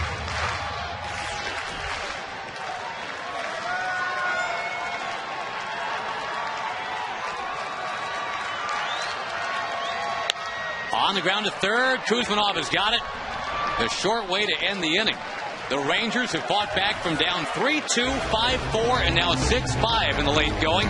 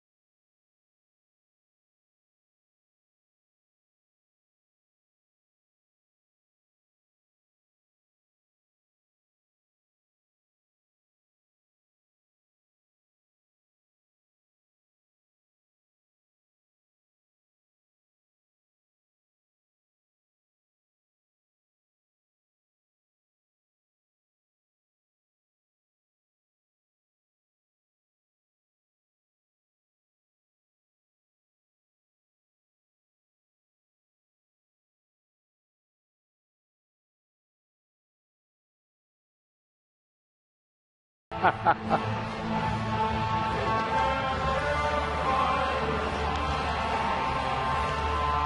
6-6 working overtime tonight down on the set of Rangers Live, for example. Let's go to the hanging in there duo of Mark McLemore and John Radigan. Yeah, hanging in until this one ends, and then we try to put a little perspective on some of the failures and talk about a lot of heroes. So many candidates as heroes tonight, man. There are. There have been a few guys that have come through with very clutch hits, 2-out hits to continue this game. Unfortunately, not to win it just yet, but to continue it. So we'll take it. Let's figure out who the final hero of this one is and talk about him after the game. It's Rangers Live, a complete post-game wrap-up immediately following this one, guys. Thank you, casual guy and formal guy. Darren O'Day will take over for the Rangers, the 6th Ranger pitcher tonight. The A's have scored in the odd-numbered innings for a while here. The 5th, the 7th, the 9th, and the 11th. But here we are in the 12th, which at last check is an even number. Rangers needed 2 in the 8th from Josh Hamilton to overtake the A's briefly. They needed the 1 Elvis Andrus big base hit in the bottom of the 9th to tie it back up. The teams traded runs in the 11th. Kuzmanov, a swing and a miss.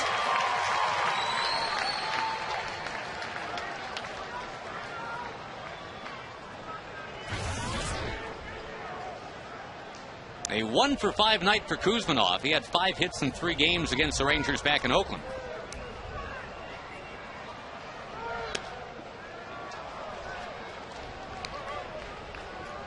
We'll update some scores for you from around baseball in this inning, now that we have a 12th.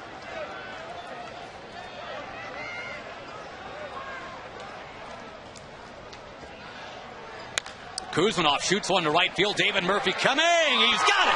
Wow, what a play. Tough play, too. A slicing, sinking line drive. David's playing a little bit deeper than normal, so a double doesn't go over his head. He gets a really good jump, goes after it aggressively, takes it right off the ground. Nice play. Big play. Had a bunch of little asterisks in the scorebook tonight for Ranger defense. Michael Young, Justin Smoke, Elvis Andrews, and now Murphy.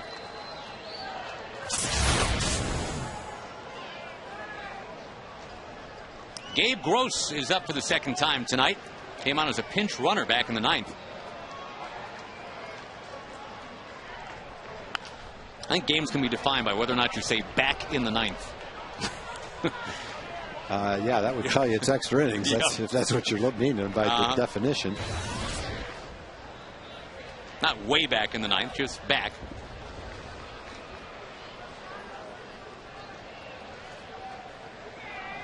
Second time the Rangers have gone this deep into a baseball game this year. Also did it in Boston. And the Red Sox, by the way, a 6-1 winner over Toronto tonight. Daisuke Matsuzaka with the win.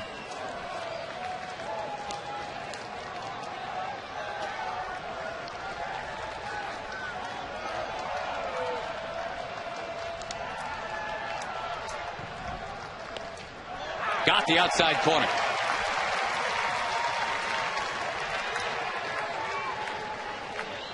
White Sox beat the Twins tonight 5-2. Bobby Jenks knocking down the save after he blew one just the other day. Justin Morneau, home run number 8 for Minnesota.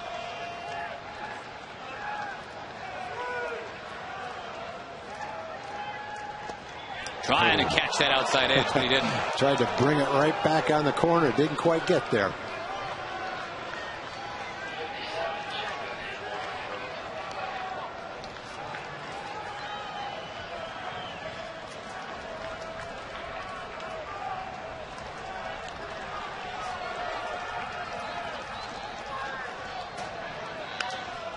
Tapped out of play by Gross. And the A's get action in their bullpen going again. They had a real nice inning out of Tyson Ross.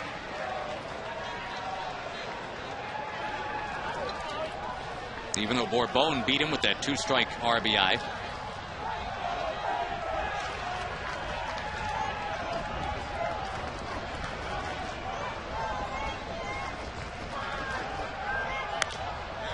Popped up by Gabe Gross. Michael Young settles under it. I guess that's one of the wacky stats of the night, Tom. The A's hadn't had a blown save all year. They've blown 3 in one evening now.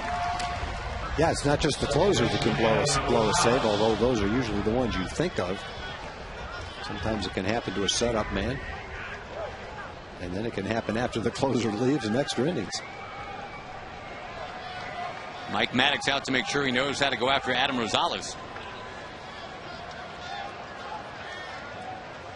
The Indians beat the Royals 8-2.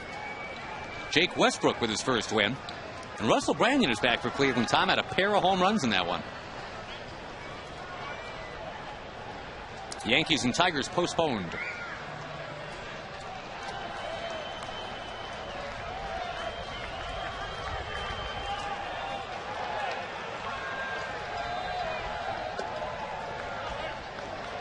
The Rays now lead the Angels 3-0 in the 6th.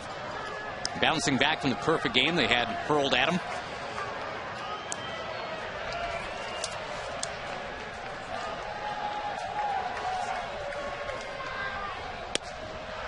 Outside, 2-0. Now the pitcher's spot is next, and as of right now, Tyson Ross is in the on-deck circle. Well, he's the only one that can hit. They only have 3 extra men: Donaldson, Fox, and Gross. They've all been in the game. So that's a spot where the pitcher's going to have to hit.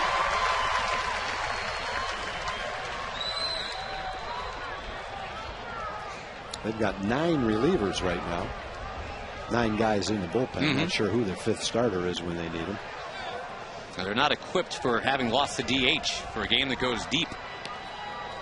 That'll be interesting if the game goes 13 to see whichever pitcher it is leading off. It's going to be whoever's warming up. Who's that? Godin? Godin, yep. That'll be him leading off. If indeed Rosales is out here. The last extra man was Donaldson, who pinch hit for the pitcher. And I think he's just making sure that Rosales doesn't hit a home run. Rosales might have pulled a hamstring running that walkout. Well, and going back to when Mike Maddox was out there, that's probably a little bit of what was in that conversation. That you got a pitcher on deck. Don't get beat by the guy that actually gets paid to swing the stick. Yeah, he was definitely pitching around him. There's no way he would have thrown those pitches in that location if he was trying to get them out. First big league at bat for Tyson Ross. He's a big target. And even though he did swing the bat in college at Cal, I don't guess he saw a lot of drop down sidearm action from a right-hander like Darren O'Day. You don't see many pitchers hitting in the American League. It doesn't happen very often, unless you're talking about interleague play.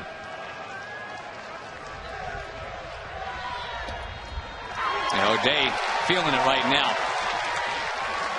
And the A's, I'm sure the A's don't want Ross to go up there and try to swing for a home run and pull a rib cage muscle and miss a month. And that swooping slider, he got a chance to make him swing at it. He does, and that's it. The Rangers now can win it in the bottom of the 12th. Michael Young will lead it off.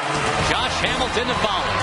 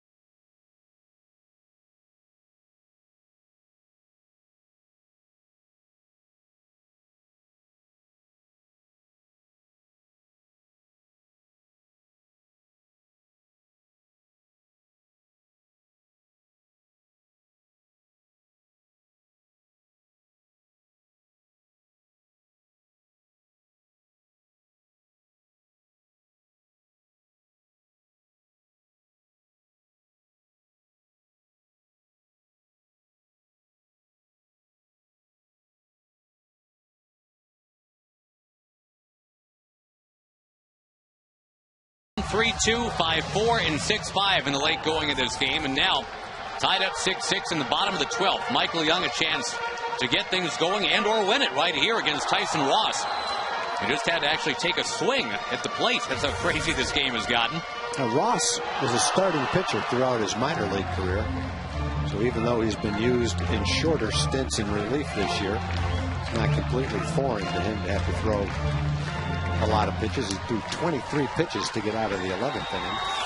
Chad Godin was warming up. They chose to stick with Ross.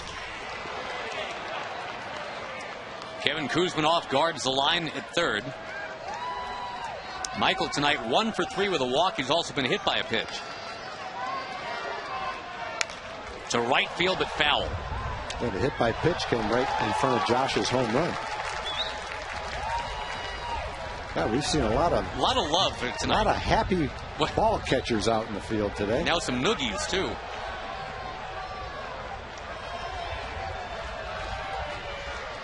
I hope he gets one, too. Noogies for everybody in that section. 1-2 the count to Michael. With Josh Hamilton on deck. What a start to this series against the A's. 96 miles an hour on the corner.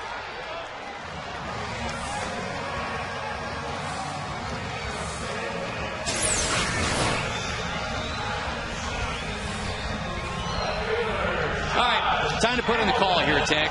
We've gone almost 3 hours and 45 minutes without doing it. And Josh Hamilton has already banked a home run tonight.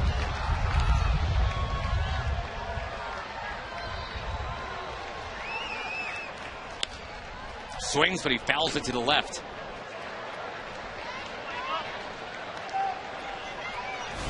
Josh on the first pitch that he saw in the 8th inning from Brad Ziegler unloaded. That gave the Rangers a 4-3 lead.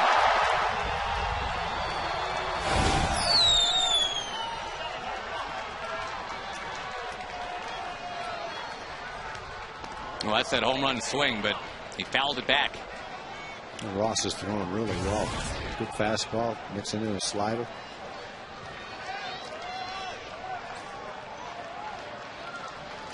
"20 strikes, 9 balls. Oakland's bullpen is quiet. Justin Nippert getting ready for the Rangers. Hamilton powers it foul. Ross had a little extra on that, 97.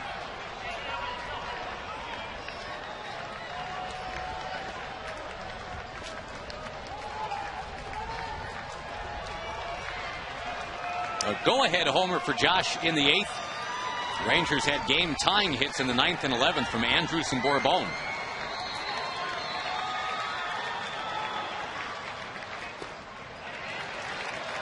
The Rangers got down to their last strike in the 9th, and Elvis came through against Andrew Bailey. They were down to their last strike in the 11th. And Bourbon came through against this guy on the mound now, Tyson Ross.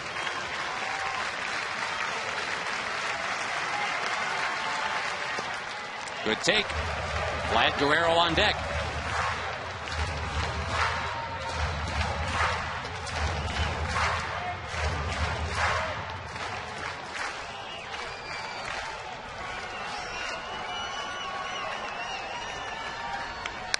A swing, a ground ball. Barton to Ross. Out number 2. I can't fathom Vlad Guerrero going 0 for 6 in this ballpark. He comes up right now 0 for 5 with 5 ground ball outs. I doubt Vlad's ever had a game where he's been 0 for 5 with 5 ground outs. He ran out to short 3 times, third base, and also back to the mound. Certainly in this ballpark, the worst he's ever done is 0 for 4, and only twice. He's had a few 0 for 2s, an 0 for 3, a couple of 0 for 1s. Never an 0 for 5, let alone an 0 for 6. There's a ground ball, but that'll get through. Well, the A's have thrown a lot of pitchers tonight who get ground balls. Trevor Cahill's a good sinker ball pitcher. He gets a lot of ground balls. Blanco to pinch run for Guerrero. Will take over as the DH.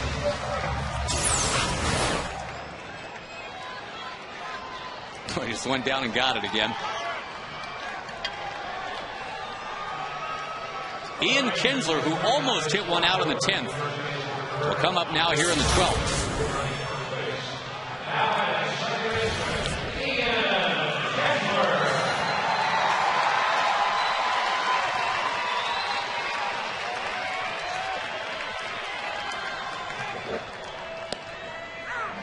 One game-ending home run for Ian Kinsler. That was last year against our old buddy R.A. Dickey in extra innings.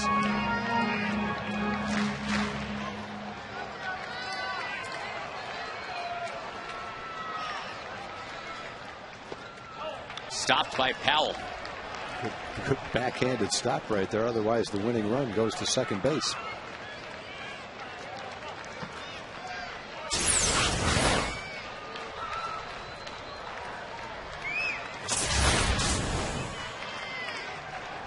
Ross being stretched out, about to throw a 37th pitch of his night.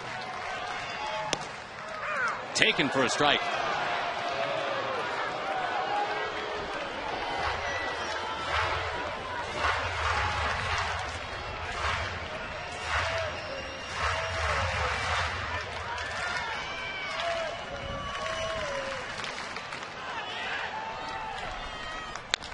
To right field. And it's going to drop. Blanco's going to go to third. And they're going to keep on sending him around. Here he comes. Blanco for the game. He is out at home plate. From the files of why not, they just figured maybe something would go all cattywampus, but it didn't. Kinsler comes through with a 2-strike base hit, and we still go to the 13th inning.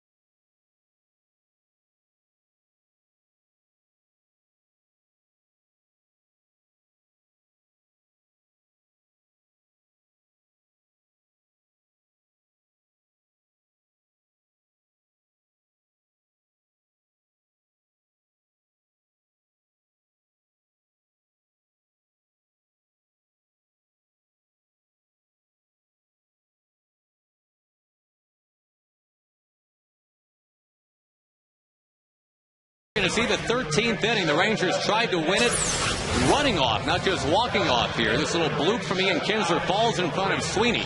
And Dave Anderson sending around Blanco. Hoping for a bad relay throw. It unfortunately did not come. Now you take a chance there with 2 outs. That's what Dave was doing. He was hoping on it for a bad throw. The relay throw from Gross was accurate. Rosales had plenty of time. The double pump wasn't that long a throw, and he made an accurate throw. If he throws it on the right side of home plate, maybe Blanco slides in safely and the game's over, but he made the throw, and here we go. That would have been some kind of way to end this thing as we approach the 4-hour mark tonight. Dustin Nippert into the game now as the 7th Ranger pitcher of the evening on a night that Colby Lewis went 7th. Oliver for an inning, Feliz for an inning, Francisco, Ray, and O'Day. We'll see how long Nippert needs to be used.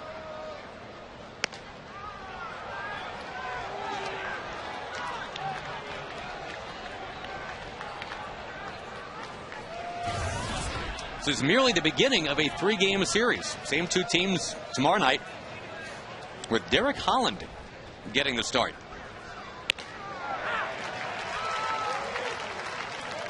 The young lefty had a 0.9 ERA down at AAA. And with Matt Harrison heading to the DL, it would appear, Holland to get the start tomorrow against Gio Gonzalez.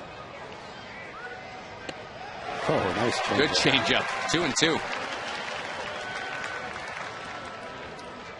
Thursday, by the way, the league leader in ERA, C.J. Wilson, goes for the Rangers day game against the Dallas resident Ben Sheets.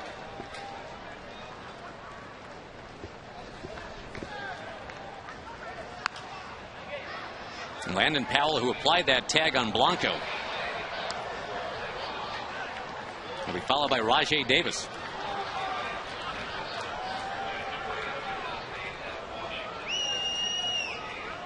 First time in 2 years, actually, the Rangers have seen the 13th inning. Washington, D.C. is the last site of a 13-plus inning game for the Rangers. Interleague play in 08.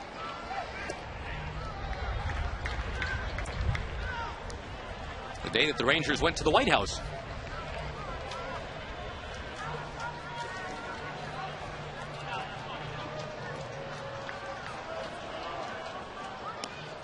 Taken for ball 4 to start the 13th inning. It's the third time that Powell has been on base. And nope, you can't pinch run for him because everybody's been used by Bob Guerin. As you pointed out earlier, Tom, it's not like he had a deep bench to begin with. No, they only had 3 guys on the bench. Fox pinch hit, was hit by a pitch. Gross came into the game. He's still in the game in right field. Donaldson was the other player, and he's already been used. Runner going, and Trainer throwing. Powell is in under the tag. Landon Powell with a stolen base. Someone missed a sign right there. This game just gets weirder and weirder. The first big league steal. In fact, in his minor league tenure, he had only 1 in 5 years. Well, Davis is squared around the bunt. Powell either thought it was Powell must have thought it was a hit and run, and maybe it was. Well, Davis thought it was a sacrifice, and maybe it was. One of them was wrong. Now the bunt, and it's foul, and Davis is down 2 strikes. The high throw from Trainer. It wasn't all that high, but high enough that Powell was able to duck in just in time, right under the tag. Yeah, if Matt makes a good throw, he's going to throw him out. I think Matt was astonished that he had something to throw.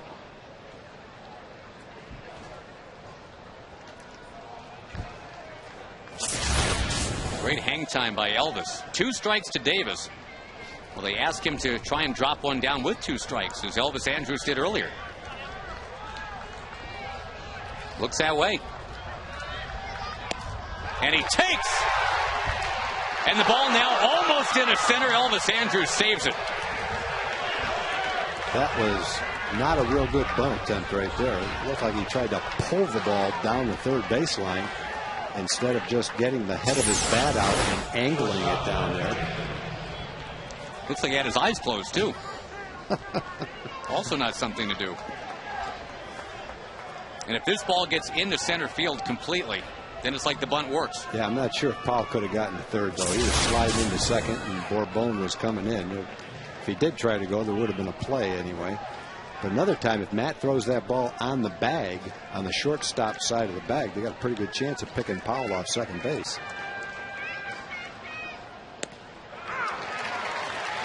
Pennington, who's only 1 for 11 lifetime against Nippert. We'll see if not being able to get the bunt down hurts the A's. The sacrifice bunt certainly has been a weapon for the Rangers tonight.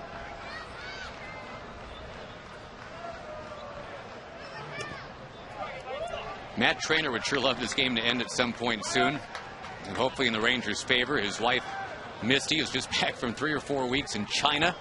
They haven't seen each other in 3, almost 4 weeks. Misty's at the game tonight, all jet-lagged. And on it goes. That ball fouled towards the Oakland dugout.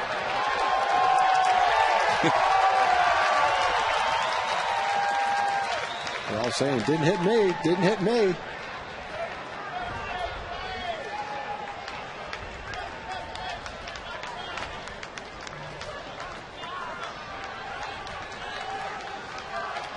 Nippert's ahead 1-2. We'll go with a high fastball right here.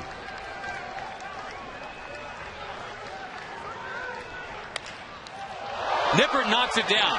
His play is to first, and he gets it there. The runner moves to third, and hopefully Nippert's okay. Wow. Jamie Reed, the Ranger trainer, is heading out with Ron Washington. There's no action in the Ranger bullpen. Well, the A's tonight with men on have hit a couple of line drives. Barton hit a line shot at shortstop with the bases loaded. He got the tying run at second. Pennington hits a rope right back at Nippert. He couldn't get out of the way of that ball, but he does get the out at first base.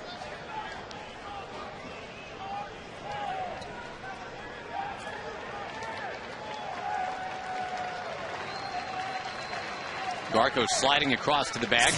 They'll let Nippert take a warm-up throw or two. And Doug Mathis is stretching just in case Nippert can't continue. And Doug, it would be the last Ranger bullpen pitcher. Bullpen's kind of empty out there. You've got Max Ramirez out there catching in the bullpen with Doug. Got some chairs. Got plenty of chairs between them. Josh Frazier, the bullpen catcher, Andy Hawkins, the bullpen coach. That's the club. That rounds out the bullpen. Got the chicken. Derek Barton will be the batter. Last time up, he homered. Only his second homer this year.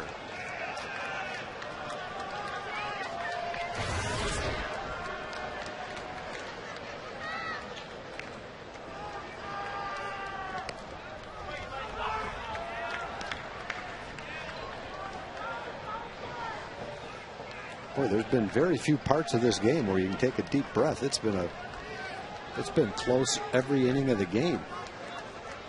Men on base all night long. The A's have stranded 10. The Rangers have stranded 8.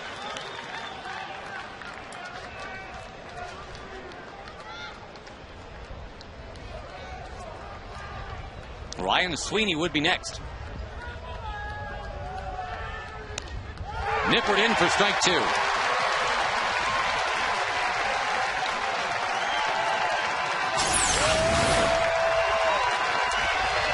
Tried to throw a cutter that just came back and caught the outside corner. Didn't look at it in slow motion right there.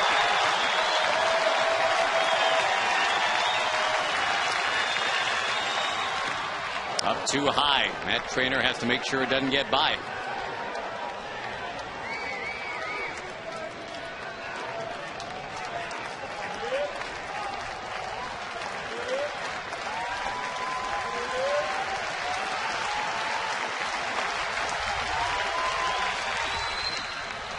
Change up blocked by Trainer. And that would get a lot of hitters to swing at that pitch 2-2. But Barton has a very good eye at the plate. Doesn't swing at many bad pitches. He takes a lot of strikes too. You have to throw him a strike to get him. Boy, what a game! First career steal in this inning for Landon Powell, who's now the go-ahead man at third. 4 lead changes late. Towards Kinsler, it gets by him. On a do-or-die play, and it skips right past his shins to make it 7-6 A's.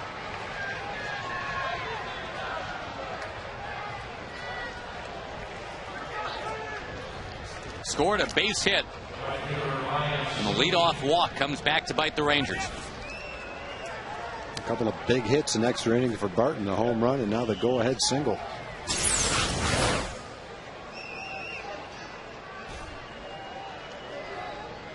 You just go after that ball. It's a sinking line drive. It's going to take a tough hop. He did what he could do. He tried to get in front of it, tried to block it, just kicked off the side of him. And the Rangers will need to come up with a run in the bottom of the 13th. No action right now in the Oakland pen. They've been sticking with Tyson Ross the last couple innings. He has actually given up 4 hits in those 2 innings, but the Rangers, well, obviously they're going to need a little bit more than that.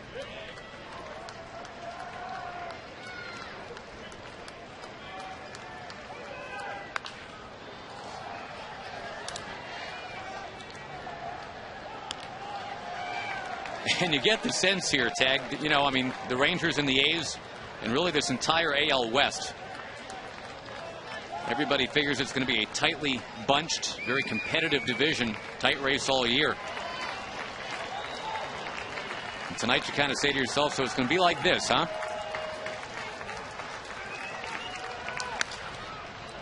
Busted bat, slow roller, tough play for Elvis Andrus, no play. An infield hit for Sweeney. There's 2 essentially that have stayed right near the infield here with 2 out. Evan Kuzminoff will come up next, and here's Mike Maddox again.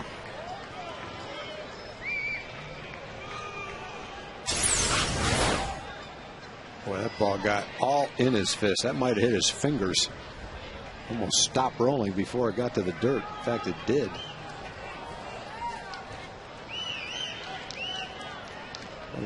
Check inside his batting glove, make sure the fingers are still in there. Now it's simply about damage control.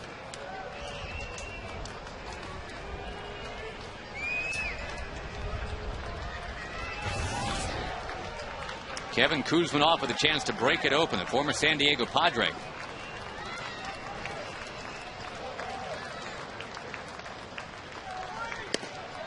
He'll take a strike.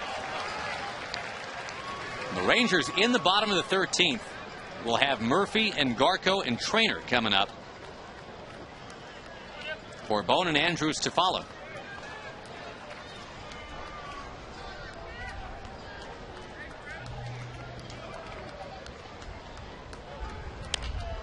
In on him, and a foul.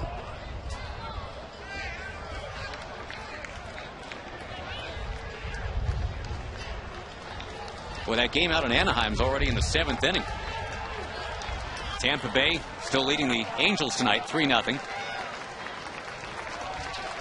We're in the 13th here in Arlington.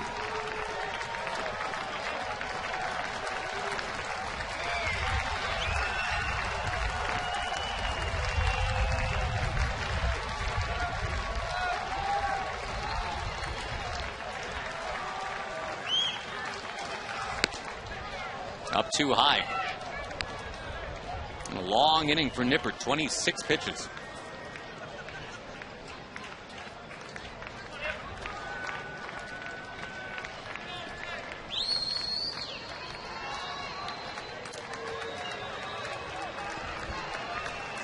Well, Oakland's gotten contributions from just about everybody tonight.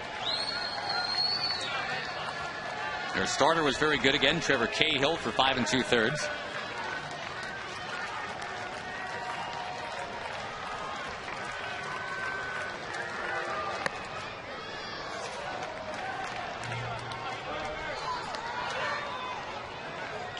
Every Oakland starter has a hit. No one has more than 2. But all those 1s and 2s add up to 15 base hits for them tonight.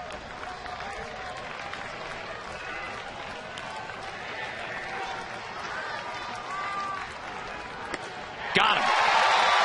And the Rangers, who again have been down 3-2, 5-4, and 6-5, and have rallied every time, now find themselves down 7-6.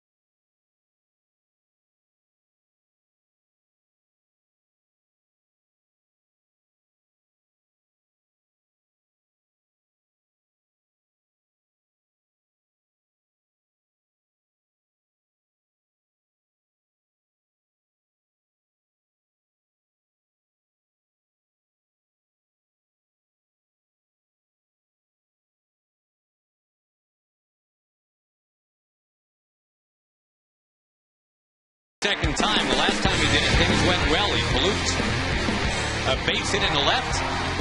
And down to their final strike, the Rangers got this hit. Again, a little bloop hit from Julio Bourbon. Tied the game. Looking to tie or even win it in the bottom of the 13th inning. Tyson Ross comes out for another inning out of that bullpen. So far, he's thrown 39 pitches. Has allowed 4 hits and 1 run. Murphy hits it high in the air, heading toward shallow center. 1 out.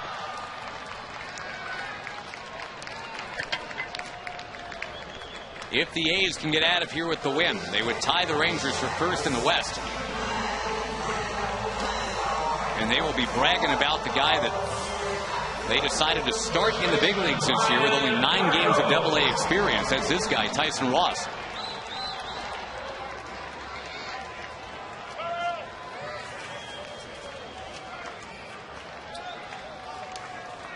Ryan Garco, the hitter, and has not had an official at bat since April 29th.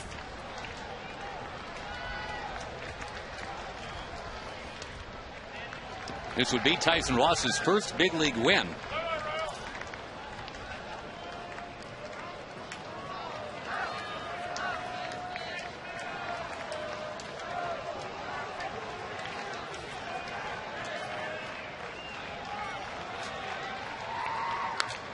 Garco, who played across the bay from Oakland last year in San Francisco, fouls one back into the crowd. Nice play. You hang around this long, you get yourself foul ball. The little girl's hanging in there for 4 hours. It's pretty impressive. And we're actually past the 4-hour mark now. Garco down the right field line, but foul. They try to wear down Tyson Ross.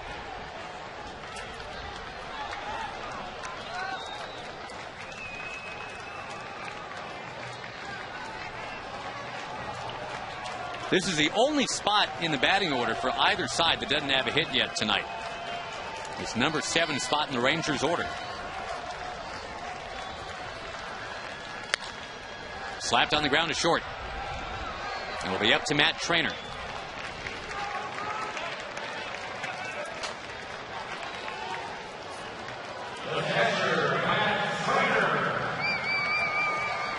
The 7:05 game tomorrow with Derek Holland on the mound for the Rangers. The Rangers don't want to be looking ahead quite yet. One last shot to tie it up. The Rangers live after this one is done.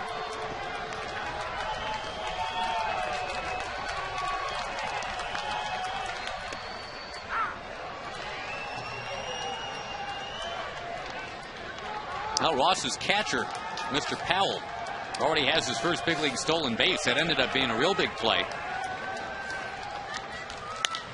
Now Ross looking for his first big league win, but Trainer guides one into center field, and the Rangers again will have a chance to tie it or win it.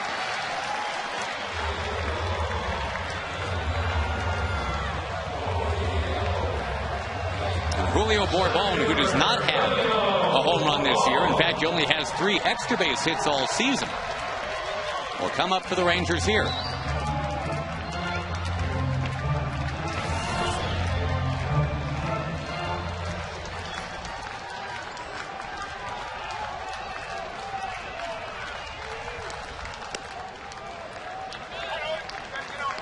If Bourbon can get on base, Elvis Andrus one more time.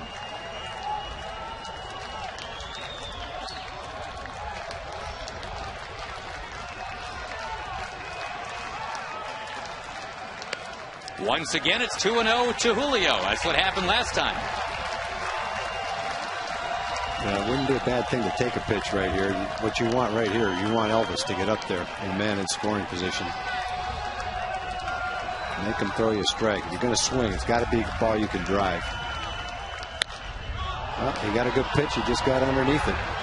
It's a shame. The Rangers, for 4 hours and 10 minutes, fight their way against the Oakland A's, but they lose in 13. 7-6. There is now a first place tie in the AL West as the A's literally outlast the Rangers tonight. Don't forget, Rangers Live is coming right up. For Tom Grieve, Josh Lewin, thank you very much for watching.